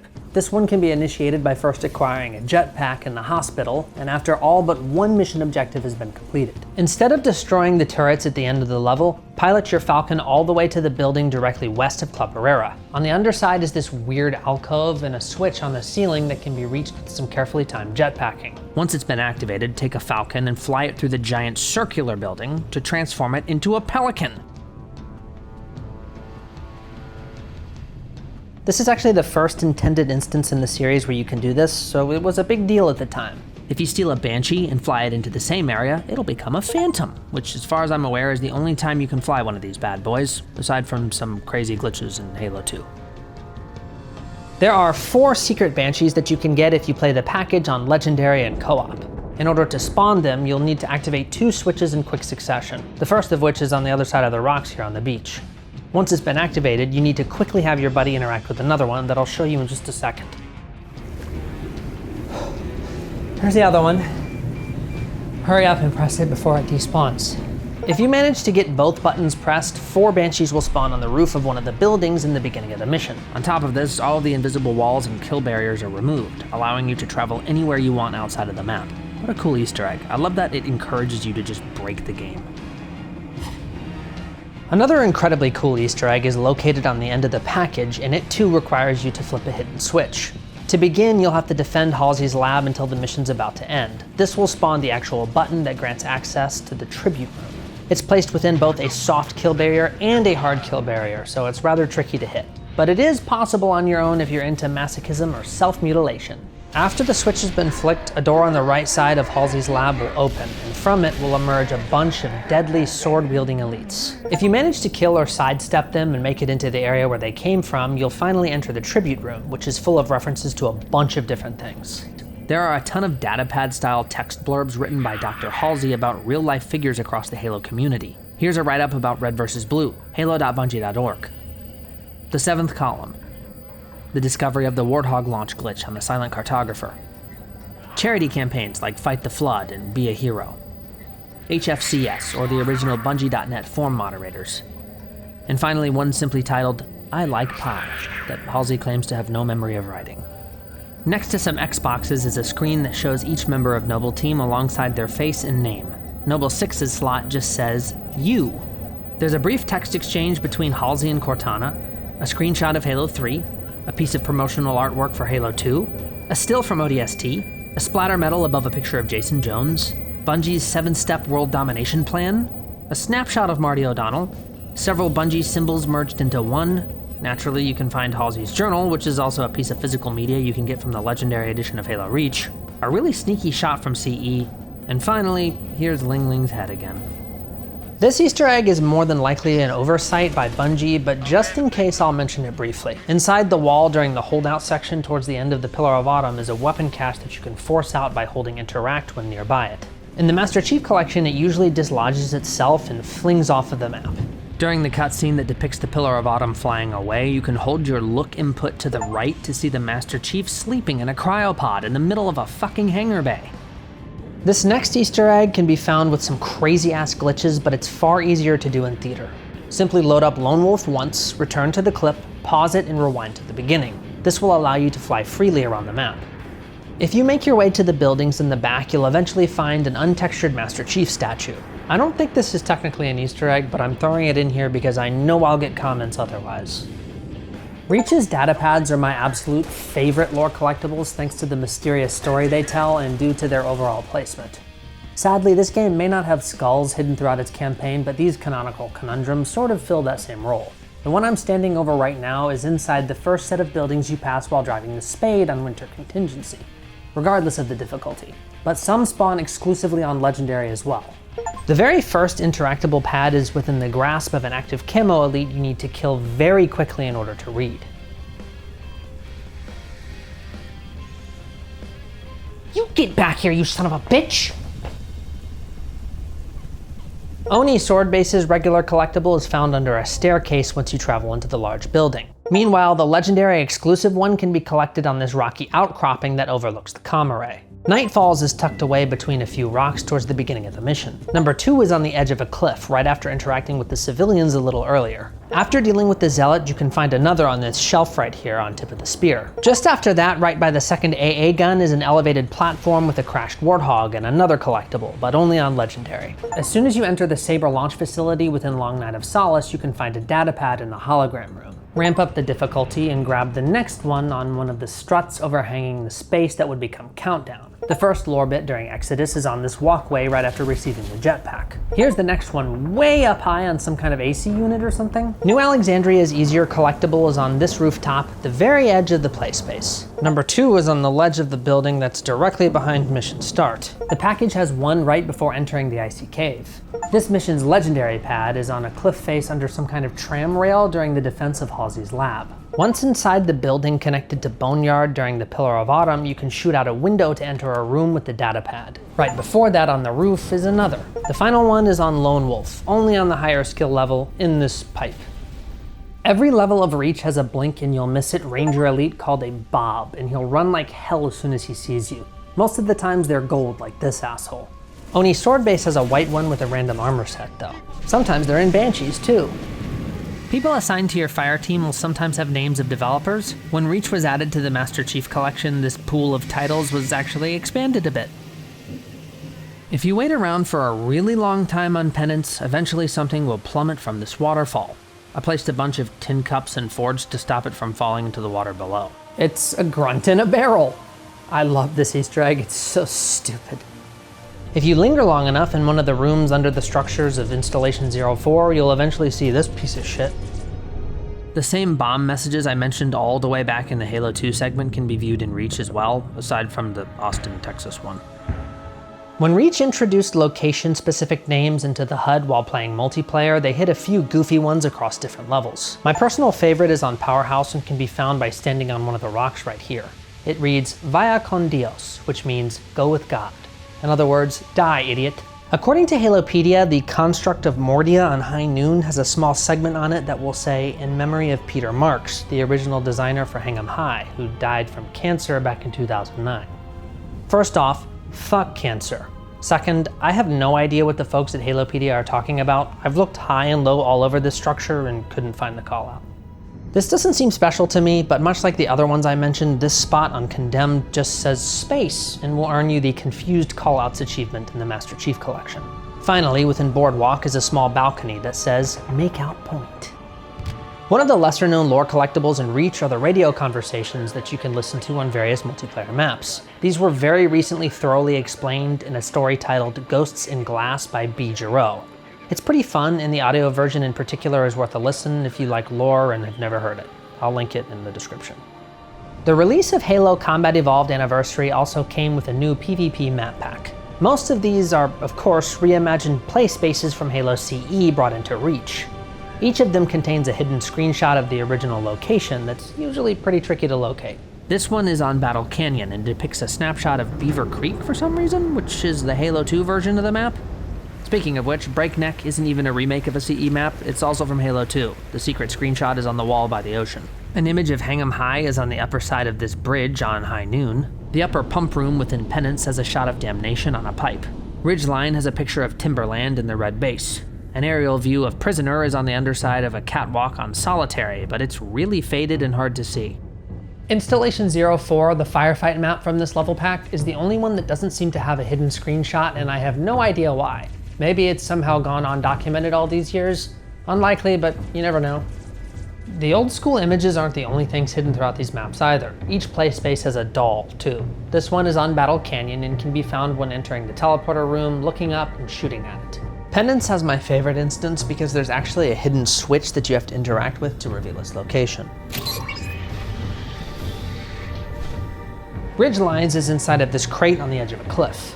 Solitaries is the only one you have to get in Forge because it's hidden out of bounds behind this window. Breaknecks is another that needs to be shot down and can be found above a stairwell within the building that's under construction, but it's utterly impossible to see without a light. High Noons is way the hell out of the map on top of this large strut thing. Finally, the firefight map has one hidden high up on a cliff behind a small rock overlooking the play space. This Easter egg is found by zooming in with an assault rifle, grenade launcher, or shotgun, and is very easy to overlook. Binary code is displayed in the bottom left corner that translates to Dave, a reference to Dave Candland. To lower your weapon in Reach, simply hold X, B, the right stick, and down on the D-pad.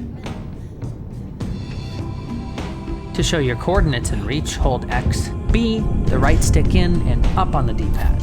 To enable pan cam, hold B, the right stick in, and left on the D-pad. Hiding the coordinates is done by once again pressing B, the right stick in, but this time right on the D-pad. Just like Halo 3, typing .fortune into the description box of a custom map will overwrite it with the phrase, "My modem is on fire."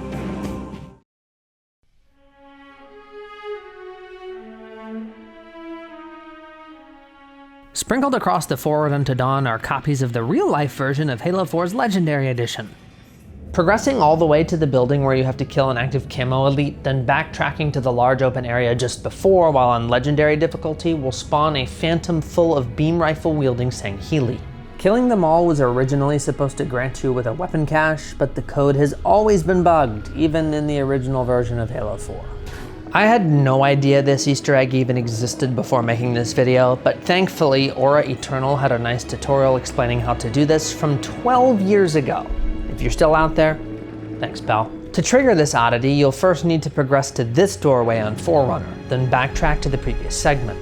While here, eliminate all of the enemies and stand atop this rock for a few moments. This will spawn 5 knights with scatter shots that are sure to completely fuck you up. If you manage to defeat them, turn around and walk towards where a few ghosts normally spawn, and you'll be greeted with 9 incineration cannons falling from the sky. Oh, and this all has to be done on Legendary, by the way. What a bizarre secret. Forerunner has a simplistic Easter egg that can be triggered by standing within this hexagon and shooting the apex of each of these towers 4 times with a precision weapon. This will spawn 2 Forerunner weapon crates, one filled with incineration cannons and the other with binary rifles. On the far side of this room are a couple of Marines that are having an interesting conversation. They're voiced by Conan O'Brien and Andy Richter. Right, but if anybody even looks at the crates, that's a violation. Oh yeah. Don't you think rugs would warm this up a little bit? Absolutely, absolutely. Just like Literally, I'm not talking wall to wall, but like 5 area rugs. Mm-hmm. Or some oriental rugs. And you know what? Suddenly it's a whole different vibe in here. Right. I think something's up. I think there's gonna be a war with an alien being woke from an ancient slumber. Oh, that is stupid. I know. I mean, I don't know much. I mostly just load crates, but that is stupid. You know what? There's one thing my grandpa told me. Never awaken an alien from an ancient slumber. On the same mission, on the backside of this crate is a really happy face. This is the logo for Polycount, an online art community. At least I think that's what they are. I looked at their website and I'm still not entirely sure. In the original version of Halo 4, murdering every single person in this room would spawn a Marine that looks suspiciously like Sergeant Johnson. Sadly, it doesn't work in the Master Chief Collection. Funnily enough, my buddy and I were actually the first people to document this, and our video ended up getting featured on halo.bungie.org, which was neat. This can be a genuinely difficult fight, even on easy, largely thanks to the fact that several waves of reinforcements have to be defeated before he spawns. Here he is. Interestingly, he's wearing Johnson's signature hat, and as far as I'm aware, this is the only NPC in the entire game that wears that particular piece of clothing. He's also the final Marine to spawn, and the only dude with a shotgun in this area for whatever reason. He looks kind of like the model they'd end up using for Halo 2 Anniversary, but whether or not this was actually meant to be him has never been confirmed. This secret allegedly has to be done on co-op on Legendary and won't be encountered until entering the left tower. Once inside, kill all of the enemies, then crouch walk across this ramp until your entire screen flashes yellow. If this doesn't happen, have your co-op partner do it instead. Now, sit your happy ass down and wait for 90 seconds or so until 4 gravity hammers spawn. Woohoo! So you might have noticed at the beginning of this explanation I said allegedly. Well, there's a good reason for that.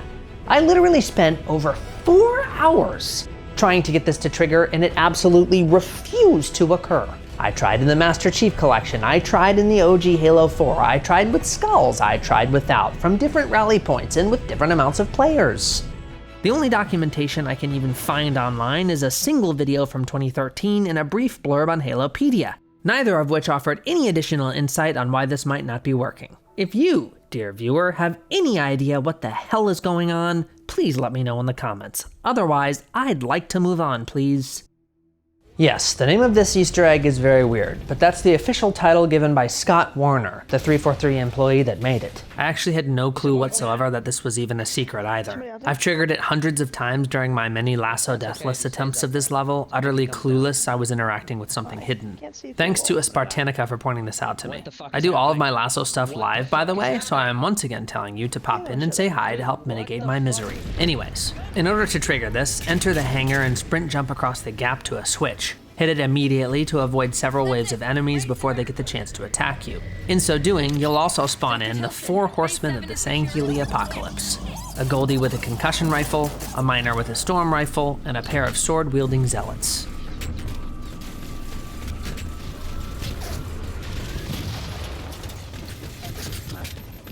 If you approach the Marines who are screwing around with a Mantis on Composer, they'll have this to say. Aw, come on. Who's the idiot who inverted the stick? There's a switch in the options panel you can toggle. Yeah, I just found it.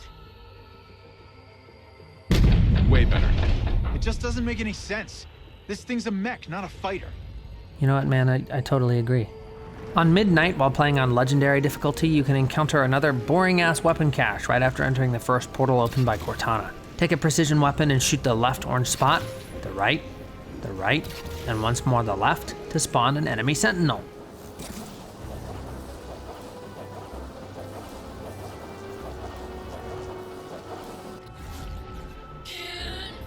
Follow it through the next gateway and you can watch him float off into the distance and eventually spawn in a bunch of battle rifles. Very creative. Right after shoving Cortana into a terminal and then watching her do this freaky ass shit, head to the right. Eliminate all of the hostiles and grab yourself something big and boomy. You see this tower? Well, apparently you can destroy them with an incineration cannon shot. Break all 8 of these structures to spawn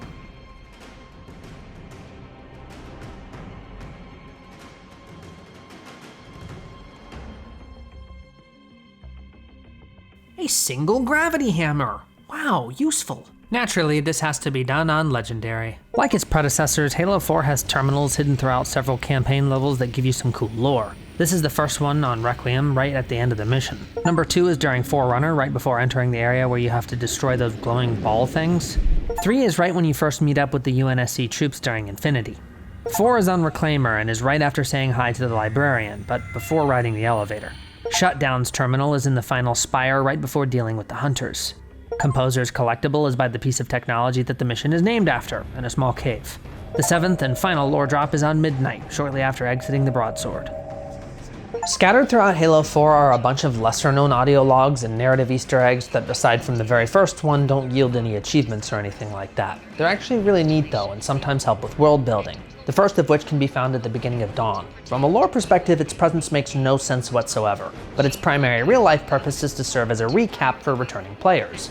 Sort of like a previously on Halo type of thing. Right after that is a terminal you can interact with a couple times that rattles off details regarding the ship's status. If you do this, it actually changes some dialogue a little later. Thanks to Halo Canon for pointing this out, by the way. Gone but not forgotten. In some ship wreckage during Requiem, on the right side of the first area is a personal log from Halsey. I have no idea why it'd be here, but it details some information regarding Cortana's creation. The next one is on the opposite side atop the remains of a lich, and is a Covenant message that Cortana translates. It details why this particular group of zealots are here in the first place. Not far from it on the same side is another. This one is an elite repeating the word didact over and over, but it does spark up a conversation between Chief and Cortana. I'm not sure if this counts, but you can hear Cortana's Mayday message if you stand in the debris on the left right around where you get the Warthog. Inside the chamber with the 2 buttons on the same mission is an eld, a symbol that's meant to represent the mantle of responsibility. It sparks up a conversation between Chief and Cortana as well. Infinity has a bunch, the first of which is right at the beginning of the Mantis segment. It and the next one, which is just past it right here, simply explain how certain systems within the Infinity are down. Next up, still in the Mantis segment, is this door switch that implies the Infinity has its own contingent of Huragok, or engineers. Very cool, I love those guys. The next doorway is simplistic, but it does serve as a tiny bit of foreshadowing. Another entryway references the S-Deck, which is where Spartans hang out. Next up is another panel that talks about the inner workings of the ship. Directly across from it is another that mentions a Forerunner engine. In the beginning of Shutdown is a terminal you can mess with a few times, and it'll play lines from Jeff Steitzer, Halo's multiplayer announcer. Another in the same area mentions more wargame stuff, additional foreshadowing, and name drops Cairo Station. Composer has 4 in the cramped room where you fight a pair of hunters. They're mostly logs written by the station's scientists, including a spiteful one from Halsey. In the large open area where the Marines were talking about stick inversion is another that just talks about internal systems. This one is on the rocks, and once again is a log from a scientist. Here's another in roughly the same spot, also a log from a scientist. Yet another. One more, same deal.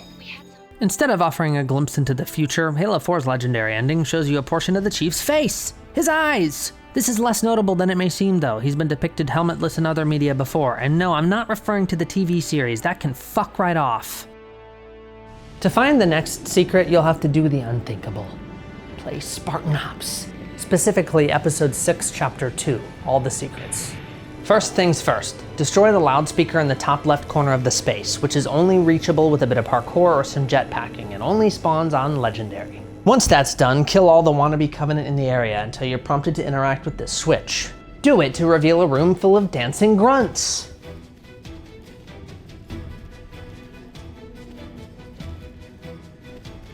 On Episode 10, Chapter 3, Seize the Power of Spartan Ops, right at spawn is a button that you'll want to shoot. This will cause a random Spartan right outside to start teabagging a dead grunt. Every single Spartan Ops episode has a radio hidden in one of its levels. Shooting it will replace some of the normal dialogue with lines delivered from Red vs. Blue characters. There's 10 total, and they're delightful. This one in particular can be found in Episode 1, Chapter 5, Poor, right by this lava river. The second is in Episode 2, Chapter 5, Gagarin, in the bushes on the left side. The third is in Episode 3, Chapter 4, Shootout in Valhalla, atop a pine tree. The fourth is on Episode 4, Chapter 2, Rally Point, at the apex of one of Valhalla's towers. The fifth is on Episode 5, Chapter 5, Spartan Thorn in the rocks right at spawn. The sixth can be found on Episode 6, Chapter 4, Search and Destroy, positioned high on this building. The 7th is on episode 7, chapter 3, Engine of Destruction, in this room right at the start of the mission. The 8th is on episode 8, chapter 2, Majestic Rescue, in a cave on the far right side of the map. The 9th is on episode 9, chapter 5, The Hammer, on top of this floating platform. The final radio is on episode 10, chapter 3, Seize the Power, after entering the huge open area and just underneath one of these big blue balls. Painted onto a rock during cleanup, hunting trip, or Spartan Miller is a strange glyph. I'll be 100% honest with you here, there are likely more of these scattered throughout Spartan ops, but they're completely undocumented as far as I'm aware. This is one of several symbols that you used to be able to interact with on Halo Waypoint. Inputting an entire sequence would earn you in-game rewards in Halo 4. If there are more of these and you know where they are, let me know in the comments. Halo 4's hologram has a very funny lesser-known feature, demoralization. If you send it onto a body, it'll teabag the corpse. On the side of the Spartan laser is a funny message that says, "Big scary laser, do not look into beam with remaining eye." To lower your weapon in Halo 4, simply hold X, A, right stick in and down on the D-pad. To show your coordinates, hold X, A, right stick in and up on the D-pad. Pan cam is enabled by pressing the right stick in, B and left on the D-pad. Hiding the coordinates is done by pressing the right stick in, B and right on the D-pad.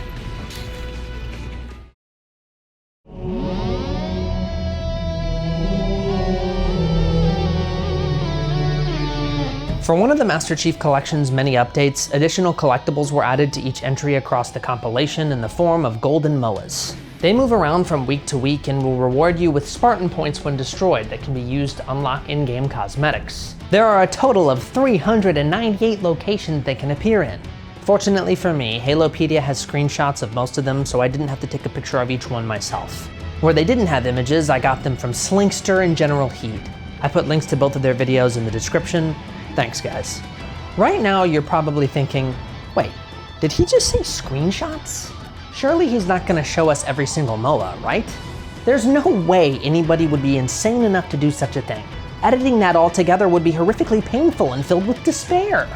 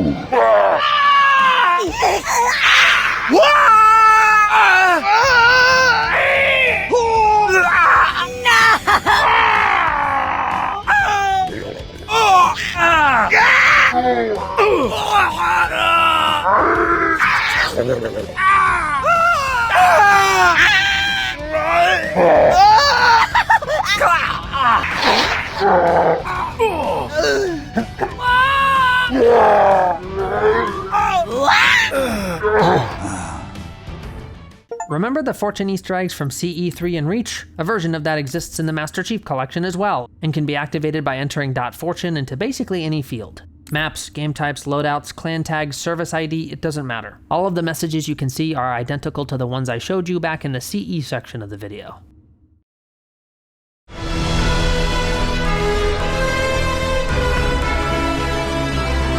If you sit in the main menu of Halo 5 long enough, you'll eventually see a grunt attempting to stabilize himself as he flies through space.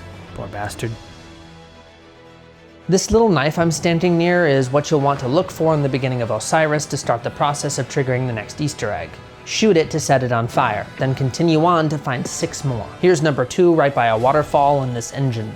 The next one is in this small icy cave on a cliff above. Right after, continue on to find another on a snow shelf just out of bounds. Number 5 is right where you see the Kraken, wedged in some icicles. 6 is on the far right side right before entering the last room within Osiris. Finally, the 7th is in a very obvious spot in the last room.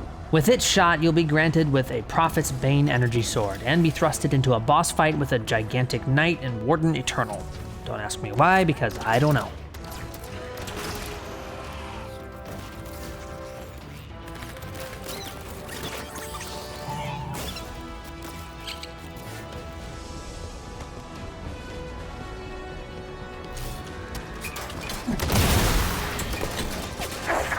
If the gold elite present on Osiris survives the assault on the Forerunners in the beginning of the mission, he'll actually switch sides, becoming friendly. This only seems to work on heroic or legendary, by the way.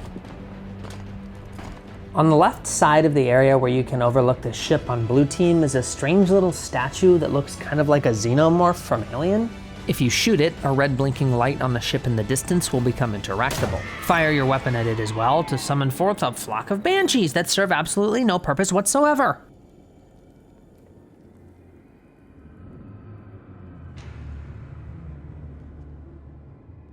There are 4 additional weird little statues towards the end of the mission, too. The first one is at the bottom of the area and can only be activated by standing on it with a plasma pistol in hand.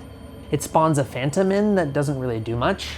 Number 2 is on the opposite end by some rafter things. This one has to be stood on with a magnum in hand and will spawn a couple of elites. The third one is on the same side of the map in the opposite corner. Stand on it with a rocket launcher in your possession.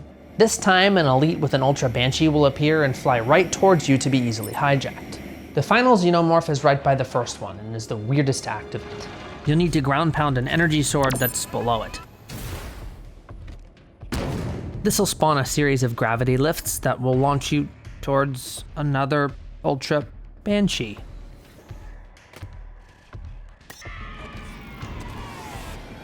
In the very beginning of Glass, you can enter this small building to find an interactable vending machine. Pressing its button enough times will first spawn a magnum, then a shotgun, and finally a saw. And the very next level is another vending machine that can be pressed a total of 10 times to spawn in a soccer ball. It doesn't do much, but Locke and Buck have some things to say about it, especially if you push it through these cones. Will you look at that? Used to play a fair bit of football in my day. Bring it on, old man. Let's see who can score first. Goal! Go, go, go, go! All right, Osiris. Playtime's over. Let's get on with it. Grabbing a rocket launcher during Meridian and using it to quickly kill this soldier on Legendary will spawn a rocket turret a little later in the mission. Yippee.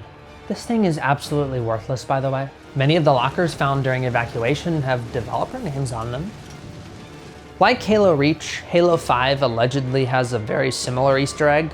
This one can only be triggered in 4-player co-op and is done by having all players stand at this door for 117 seconds the instant the level begins. Once the right duration is passed, everyone will be teleported into a mongoose and prompted with a countdown timer.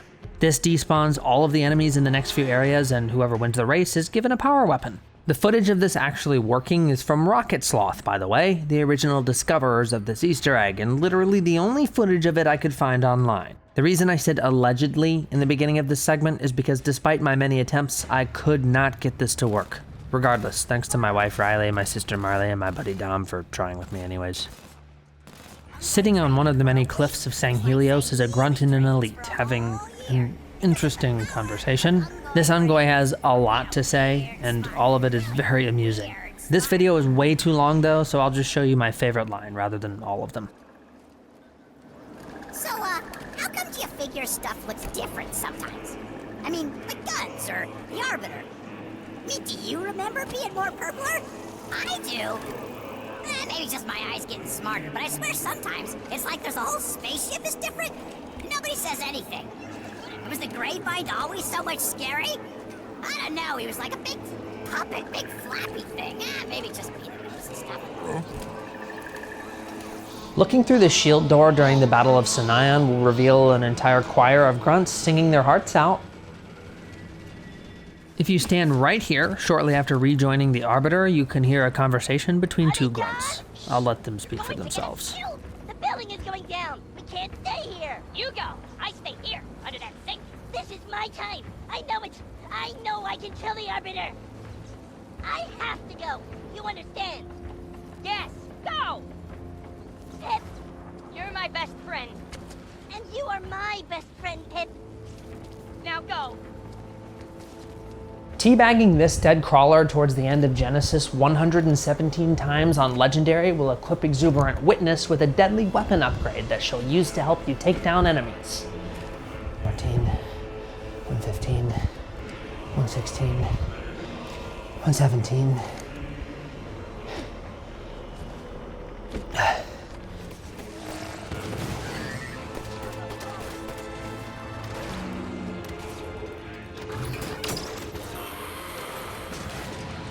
The large open area where all the cores on Guardians are is where you can begin triggering this weird Easter egg, but only on heroic difficulty or higher. On the cliff face right by the exit door is a xenomorph statue and a piece of intel. If you stab the lore drop with an energy sword, an elite spawns, who must also be killed.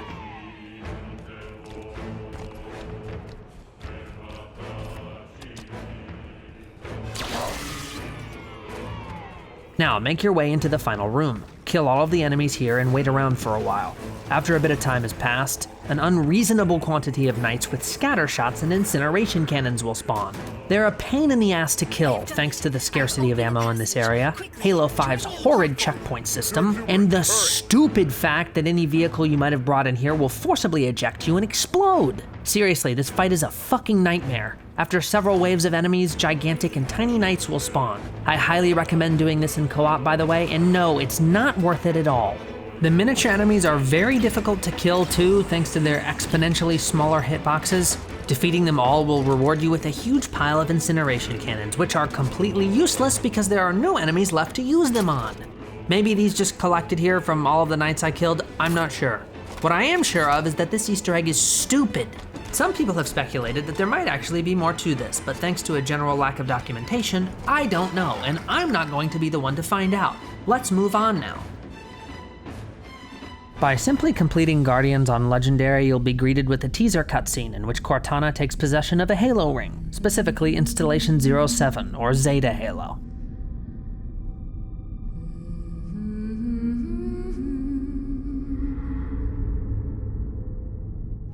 Hidden on several maps throughout Halo 5's campaign are multiplayer rec weapons. The first of which is the Open Hand, a bolt shot that can be found on a ledge close to where the first battle with soldiers takes place during Osiris. You can also find 2 scatter shots, specifically Loathsome Things, right where you first see the Kraken on the same mission. The Blaze of Glory is next to some intel during Blue Team. Norn Fang is on the Prowler during Unconfirmed. Reunion has 4 special firearms, starting off with a needler called Talon of the Lost, which can be located after climbing some rocks on the right-hand side near the second group of Covenant. Pool of Radiance, a special fuel rod cannon, is right before crossing the light bridge that leads to the second cutscene. River of Light is an incineration cannon found where you fight this mission's Warden Eternal. A binary rifle called the Twin Jewels of Maithrillion is right by the Phaetons. Genesis has 3 fancy pants guns. The first is a Light of Urs, another fuel rod cannon that's by a ledge after the first bridge. A plasma pistol called Spitfire is overlooking a death pit right after the driverless Ultra Wraith. A pair of the Answers, a badass Saw variant, are right before you fight a couple of the Warden's bodies on either side of the entrance to the arena. A scatter shot called the Didax Signet can be found immediately after riding the first elevator on the braking. Guardians has 3 hidden weapons, the first of which is the White Scar, a plasma caster that's tucked behind some burning wreckage where the first Covenant Promethean fight is. An energy sword called Vorpal Talon is overlooking the Alpha Core. Finally, another Twin Jewels of Maithrillion is just above the Epsilon Orb. Halo 5 brought with it the return of collectible skulls, the first being I Would Have Been Your Daddy, which is on a cliff ledge right before entering the initial Forerunner structure of Osiris. Black Eye is on Blue Team in a room reached by ground pounding into a secret area that can only be accessed by climbing on some pipes in the reactor room. Iron is the only skull that has to be obtained on Legendary and is hidden on Glassed. As you progress through the level, you'll eventually see a Phaeton trailing a civilian transport. If you manage to destroy it before it takes the human craft out, the skull will spawn in one of 3 locations. The first is right by where the Forerunner ship is eliminated, between these 2 orange barrels. Option 2 is on top of the garage where you can get a Scorpion tank hidden within some supplies. The only other possibility is for it to appear under the central arch in the large open arena right before the Phaeton spawns. Blind is on Unconfirmed in a small cave right after entering the tunnel that leads to the first Warden encounter. Thunderstorm is on Evacuation and only appears if you destroy 5 traffic cones throughout the level. This is the first one, by the way. Here's number 2, 3, 4, 5. You've got to get this done quickly too. If you take too long, this cone will vanish.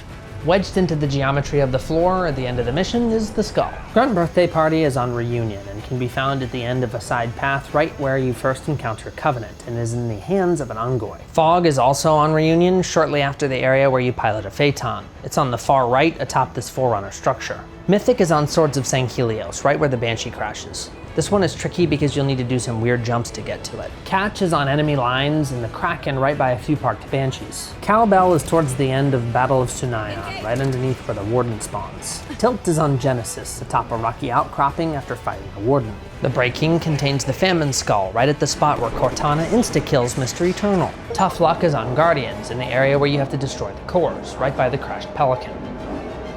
Halo 5 is littered with lore collectibles. There are a total of 117, but I'm not going to waste my time describing where each one is. If you want that, I highly recommend you go check out the Halo Completionists guides. They're what I use to remind myself where all these are, so big thanks to him.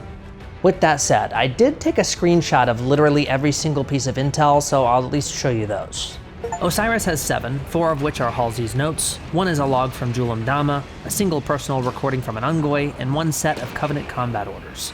Blue team has 8, 3 are test results, 1 is a station warning, and 4 are scientist logs.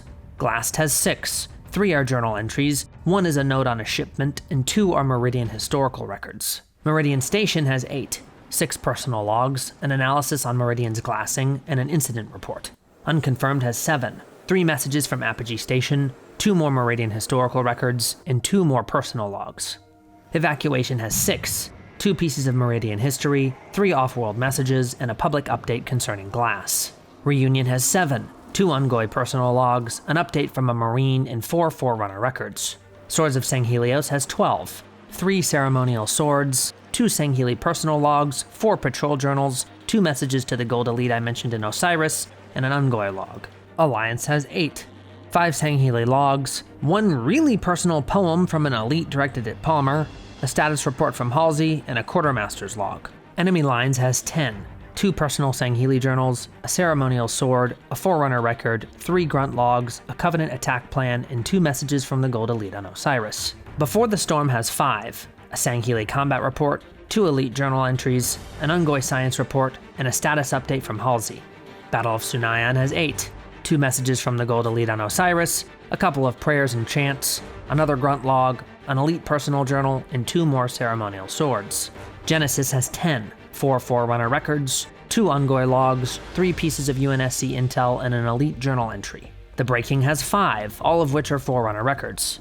Finally, Guardians has 10, 4 Sangheli personal logs, 4 Forerunner records, and 2 UNSC recordings. If you finish a level on Lasso, legendary with all skulls on, the post-game Carnage Reports menu background will be a crudely drawn Mr. Chief with a lasso in a desert. After completing the first phase of Firefight on Attack on Sanctum, a Grunt and a Ghost alongside a Xenomorph statue and a Plasma Pistol will spawn by the blue base. EMP the Grunt to force him out of his ride, but don't kill him. This will trigger a Crawler to spawn, at which point you need to lure the Ungoy towards it. Once they're united, a portal will TP them out, leaving you to your own devices.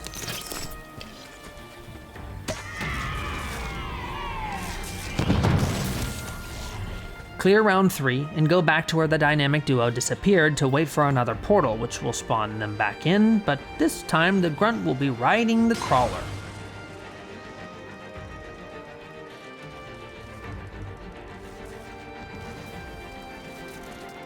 Looking through some bars on Plaza will reveal some developer names painted onto the wall. If you stand on this trash can on Plaza, the callout on your HUD will say Oscar's house, a reference to the fact that Oscar the Grouch from Sesame Street lives in a refuse bin. The rig contains a very cool Easter egg, simply referred to as a glassworm. If you want to see it, you'll first need to ground pound this round structure in the center of the map. Doing this will break it and trigger 2 blue cores to spawn. Destroy them both, and look out into the distance at the additional rig to see.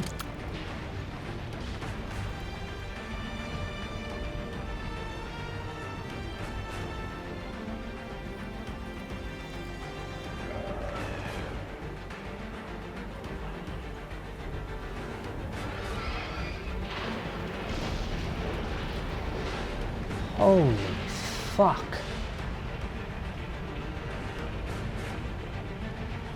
On either side of Coliseum is a weird little Forerunner guy hiding in a hatch. They're only visible if there are no players nearby. Look at that creepy little bastard just plotting. I don't trust this guy. Tucked away in the water in the central pool of Fathom is a diver. I guess this is an Easter egg? I don't know, whatever, here he is. There's also a secret unused room in the same map that I'm not gonna show you because I'm lazy. Between a few tanks on Stasis is a snowman. In one of the pods containing plants on Riptide, you can find a Mr. Meeseeks box, a device from Rick and Morty which can spawn dudes that only exist to help you complete a given task before completely phasing out of existence. Don't worry, they love dying, it's fine. The same map has several hidden grunt dolls for some reason. The first one is right here, kind of out of the map. Another wedged between some pipes. Here's a third in a room only reachable in Forge or by forcing a free cam through the walls. Here's a fourth, kind of the same deal. Number 5 is on the roof of the map, also only visible by breaking out of bounds. Plastered onto the side of a vehicle on the Warzone map Urban is a badass paint job meant to emulate those goofy 80s style van murals. You know, the ones with like the tigers and shit? Right upon starting the map Tyrant, you can find a poor helpless grunt drifting through space at the red or blue base.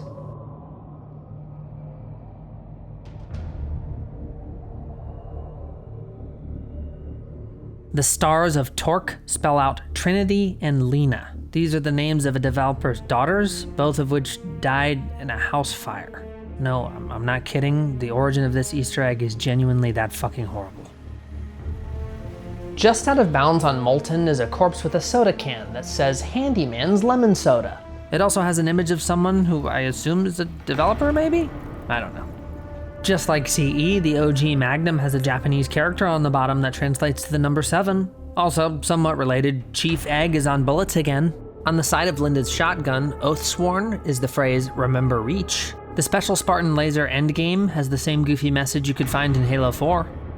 Inside the turret seat on Scorpion tanks, you can find a display that has an old Xbox One dashboard ready to load Halo 5 on it. On the back of the Indomitable Arad armor set is a Hungarian phrase that translates to, "Reach will survive."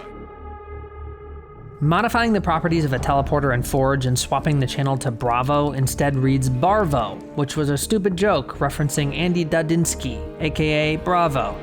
Some objects in Halo 5 have QR codes on them that take you to Halo Waypoint. In order to lower your weapon in Halo 5, you'll first need to turn machinima controls on in custom game settings before starting a match. Once that's done, simply hold X and down on the D-pad for a few seconds. Just like weapon lowering, you have to enable machinima controls again to show coordinates. Once that's done, hold X and right on the D-pad for a few moments. Enable pan cam by holding X and left on the D-pad. To detach the camera from your Spartan, hold X and up on the D-pad. Hide your coordinates with the same button combos as before, X and right on the D-pad.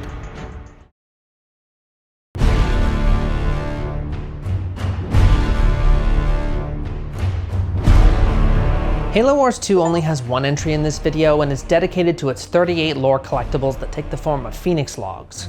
These little blue Forerunner core things are on literally every mission in all 3 of the game's campaigns. Yes, that includes Operation Spearbreaker and Awakening the Nightmare. The one you're seeing right now is on the Signal, the first mission in the base game. Let me quickly show you all the rest.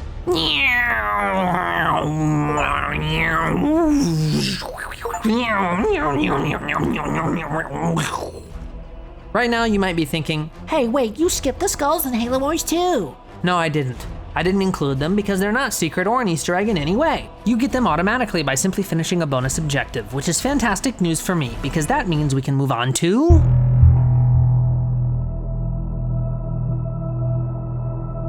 If you go onto the left side of Outpost Tremonius' exterior during the mission with the same name, you can find a red interactable switch. Up high on the side of a cliff in the same area is yet another. Number 3 is right near a gun mounted on a crashed ship. Pressing each one will summon forth hellfire from the sky that will absolutely eviscerate any enemy that happens to be on the platform below.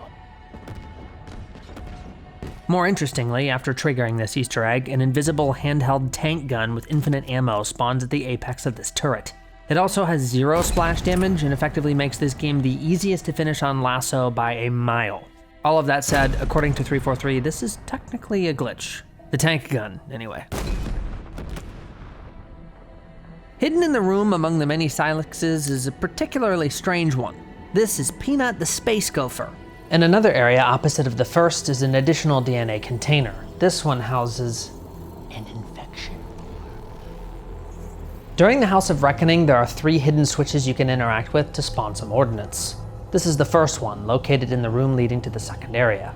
Number 2 is on top of the central structure in the following zone. The third is not far from the second, right by some kind of track. Pressing all 3 will spawn in a rocket hog, which isn't all that useful, to be honest. To see Halo Infinite's legendary ending, simply finish Silent Auditorium on the not quite hardest difficulty. This sequence shows Atriox and name drops offensive bias, which is very cool. Not far from a beacon is a large open cave lined with Forerunner alloys. Inside the roof of this structure is a tiny opening you can squeeze through to reveal the original Xbox.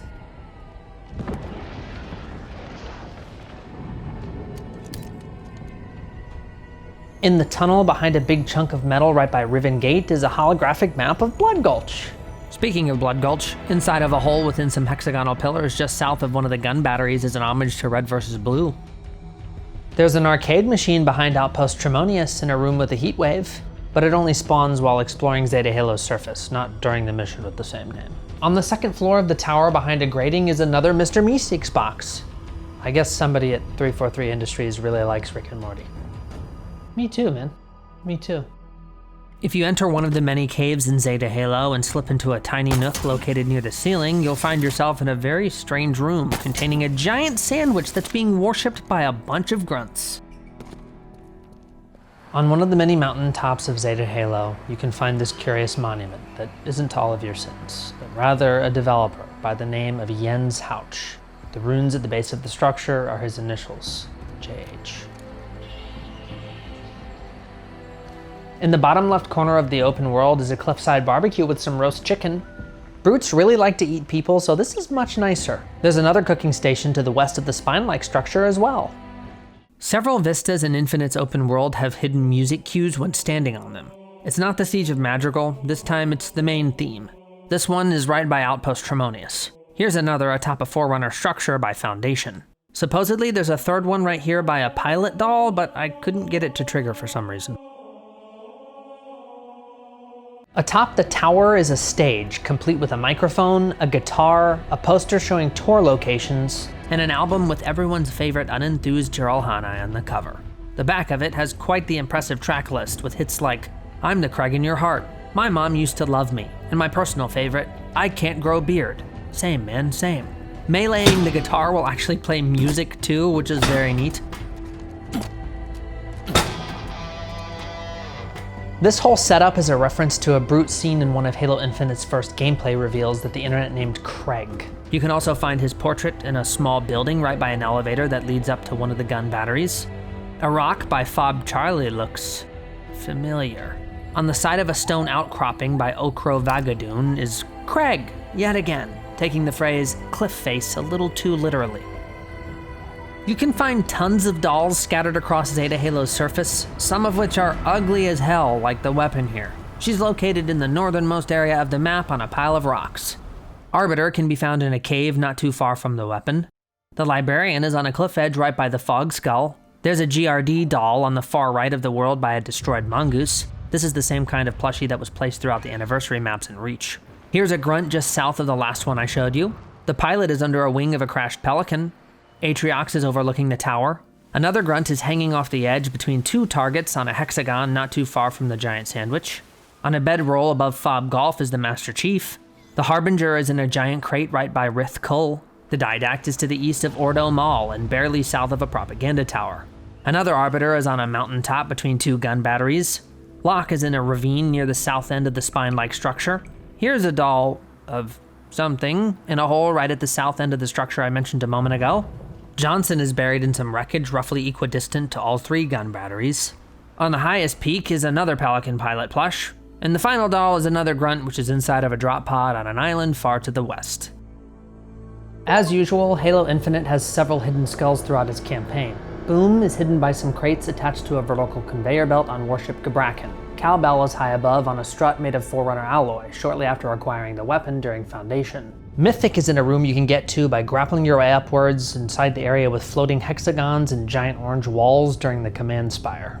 To get Grunt Birthday Party, you first need to find a hidden power seed and insert it into a receptacle in the area that contains a small platform you're forced to fight sentinels from. Once powered, a door later will be opened to grant you access to the skull, as well as a bunch of active camo sword-wielding elites. Bandana is on the silent auditorium right after you meet up with a monitor. Ironically, it only spawns if you avoid killing all of the ring's robotic custodians, in a room full of dead ones. Fog is on a cliff edge right above the librarian doll in a pile of helmets. I Would Have Been Your Daddy is right behind Craig's stage on the apex of the tower. Blind is in a ravine by a bunch of blue glow sticks. Thunderstorm is on the very tip of a single column that overlooks a beam tower. Black Eye is inside a cave that's hidden by a waterfall near Riven Gate. Famine is on an island far to the west by a dead elite. Catch is inside of a tree stump by a couple of hunters in the northernmost portion of the map.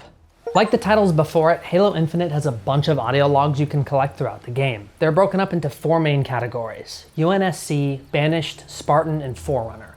There are 107 of these in total, but I refuse to explain where each one is. However, I did get screenshots of all of them, which was really tedious because I've already collected them, so there's absolutely no indicator when I'm near one. That said, I think you know what's coming. Strobing images.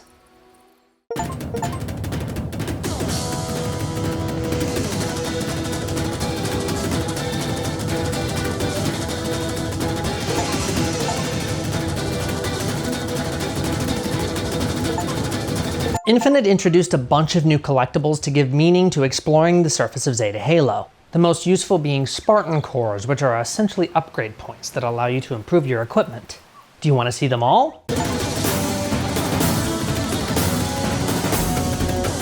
Oh, sorry, was that too fast? No biggie, I'll show you again.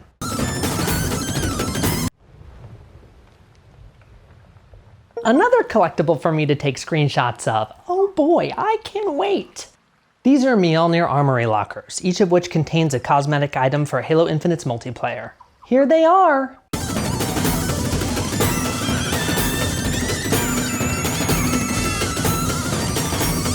More collectibles for me to screenshot. This is supposed to be a propaganda tower, an object you're told to destroy in exchange for Valor, a point system that allows you to requisition better gear.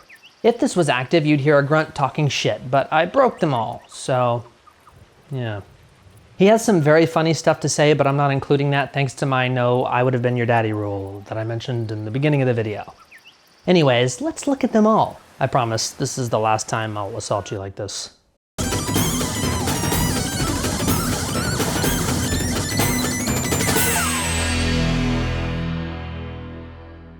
If you look closely at the books on Bazaar or Streets, you'll see that they're named with actual Halo book titles: Silent Storm, Warfleet, Meridian Divide, and Renegades.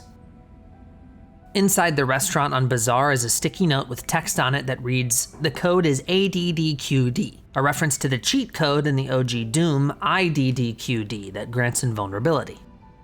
On one of the many posters adorning the walls of Bazaar is a message that says, "Ow, my face hurts." Oh yeah, well it's killing me.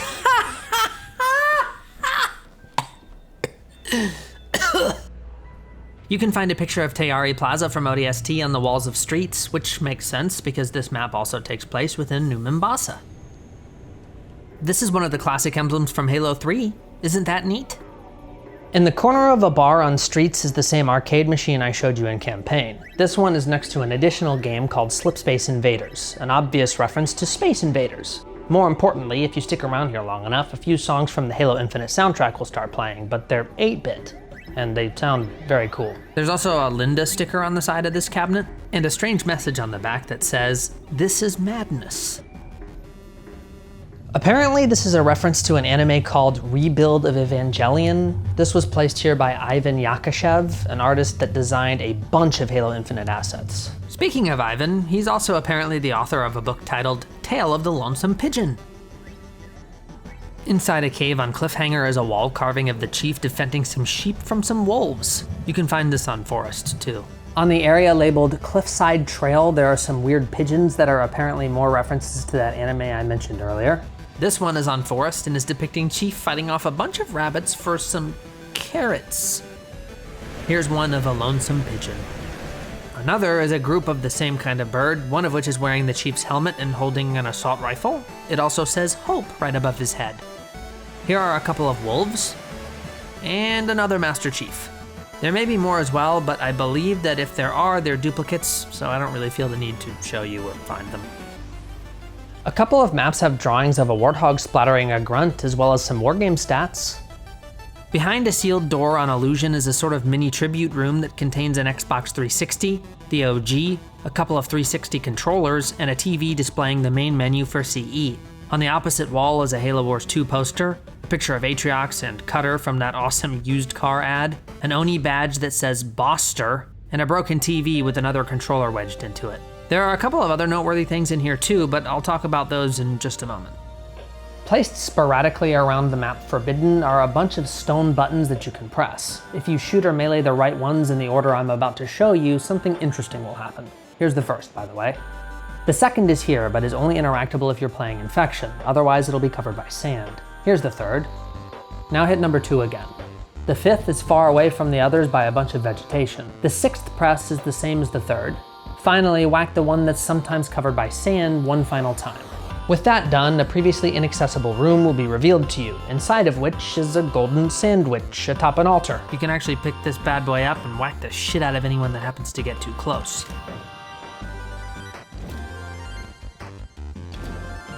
Loading up House of Reckoning in Forge allows you to phase through walls to see things like this holographic Master Chief with some bags who must have just gotten a limited edition action figure or something because he looks thrilled. On the main floor behind another sealed door is a hologram of a red sandwich. There are a number of other sandwich Easter eggs hidden throughout several multiplayer maps that aren't quite as interesting as the Goldie. The one you've been looking at is on Aquarius. Here's another on High Power.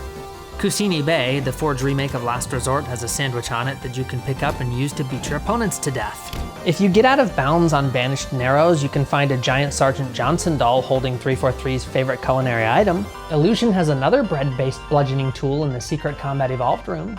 Geyer has one as well, but you can only pick it up on the Firefight version of the playspace. Finally, Elevation contains another that you can only interact with while playing Infection as a human.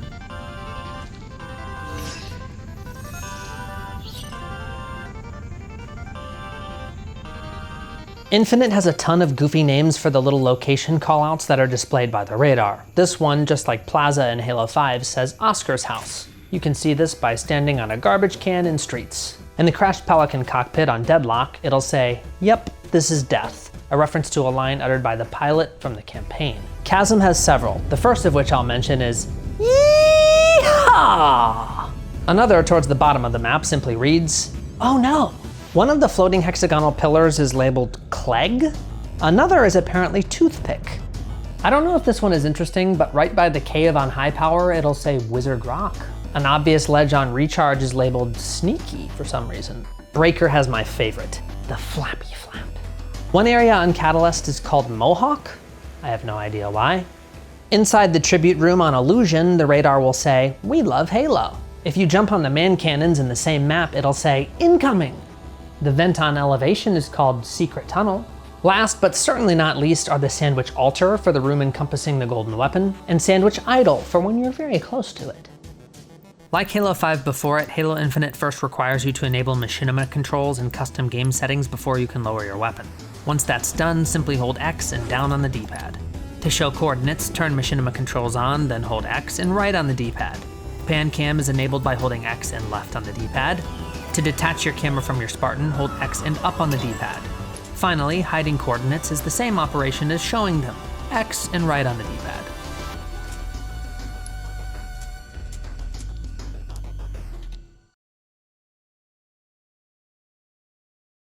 Normally I'd be standing in some pretty landscape as I bid you adieu, but I have a cold that's really kicking my ass right now, so I'm gonna be lazy and just do a voiceover. Thanks for sticking around until the end, by the way. This video was a mammoth, and as a result, it was really difficult to produce. Once again, if you want to help support content like this, please consider becoming a member here on YouTube. Speaking of which, I'd like to extend a huge thanks to Yeef for joining on the I Love Woody tier. You rock, dude. Alright, I guess that's all I've got. Peace be with you all, my friends. Now, if you'll excuse me, I think I might go play some Halo. See ya.